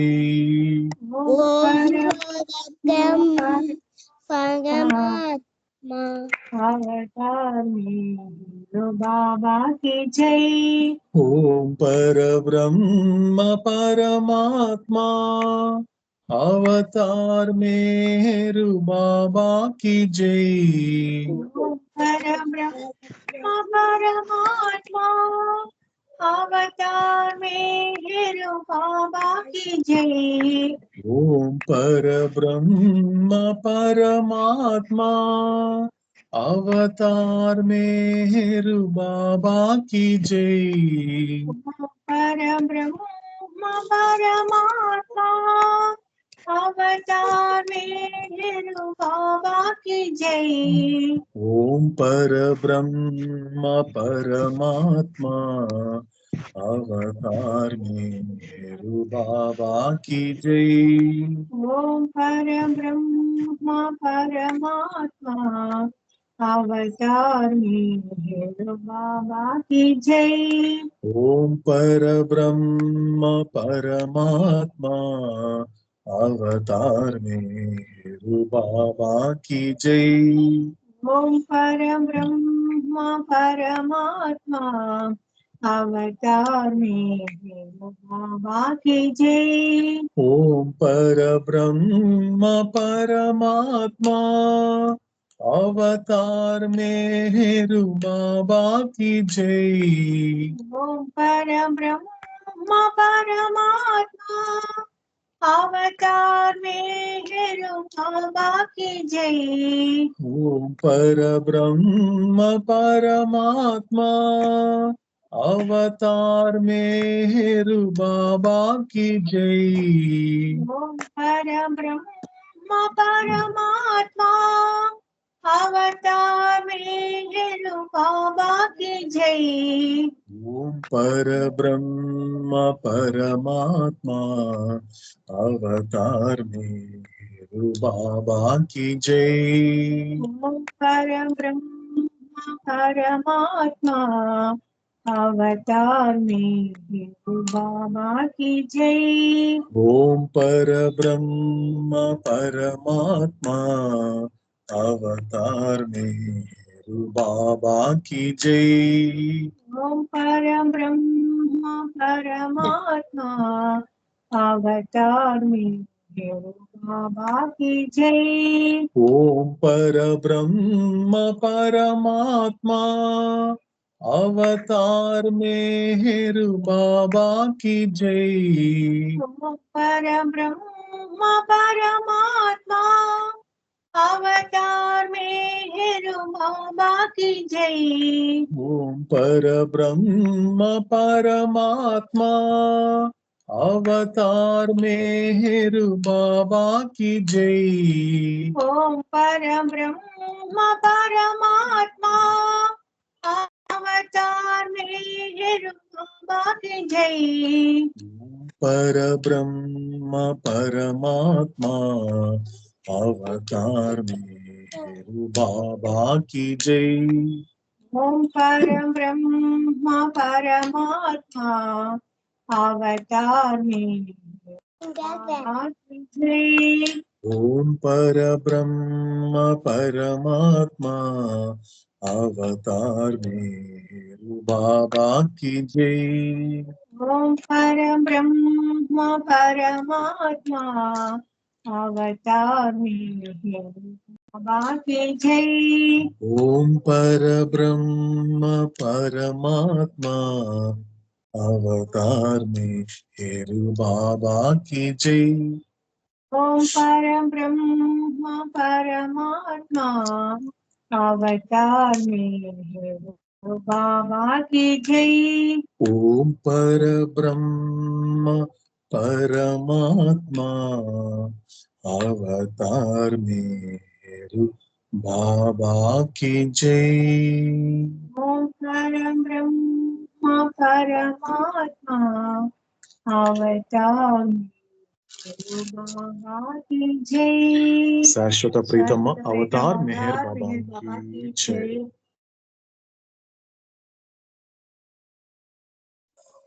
शाश्वत प्रीतम अवतार मेहर बाबा की जय। जहाँ कल्पना शब्द न पहुँचे ऐसे अपरंपार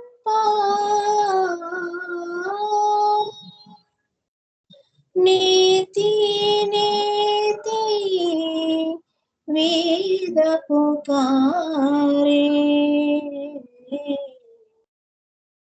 महिमा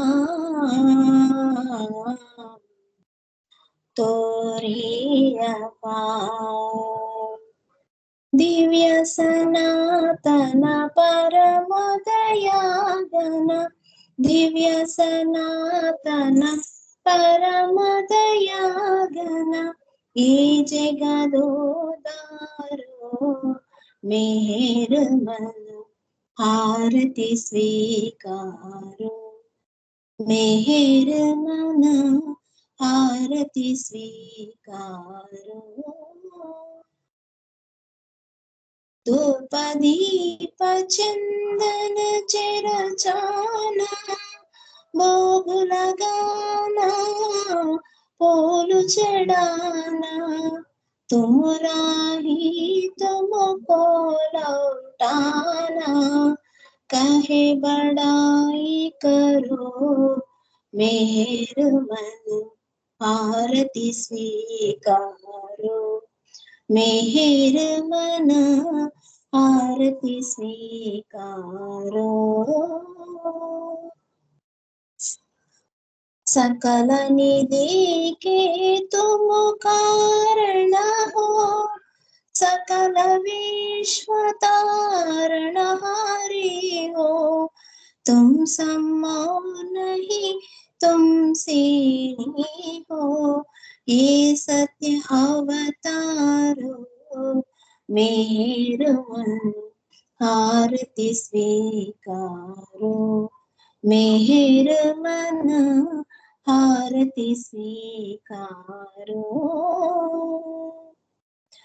सकल चराचर तुम्हारी माया, माया भी तो तुम्हारी छाया, तुमरा अनंत न कोई पाया, तुम्हें अनंत करो मेहर मन, हारति स्वीकारो मेहर मन, हारति स्वीकारो।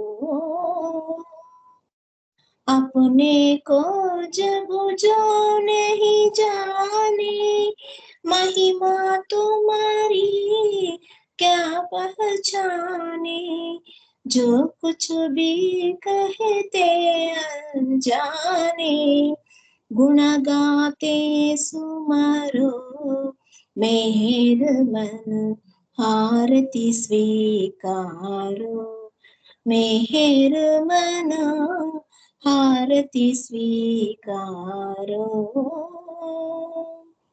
सीमा नाही तुम्हारी कृपा को, क्या कही दे सकता प्रभु तुमको, भी तुझ भी दो प्रेमी जना को, नित्य तुम्हें सुमरो मेहर मन, हारति स्वीकारो मेहर मन, हारति स्वीकारो। दिव्य सनातन परम दयागन, दिव्य सनातन परम दयागन, ये जगदोदारो मेहर मन, हारति स्वीकारो मेहर मन, हारति स्वीकारो। శాశ్వత ప్రియతమ అవతార్ మెహర్ బాబా की जय। ఇప్పుడు 2 నిమిషాల పాటు నిశ్శబ్దం పాటిస్తాను। శాశ్వత ప్రియతమ అవతార్ మెహర్ బాబా की जय।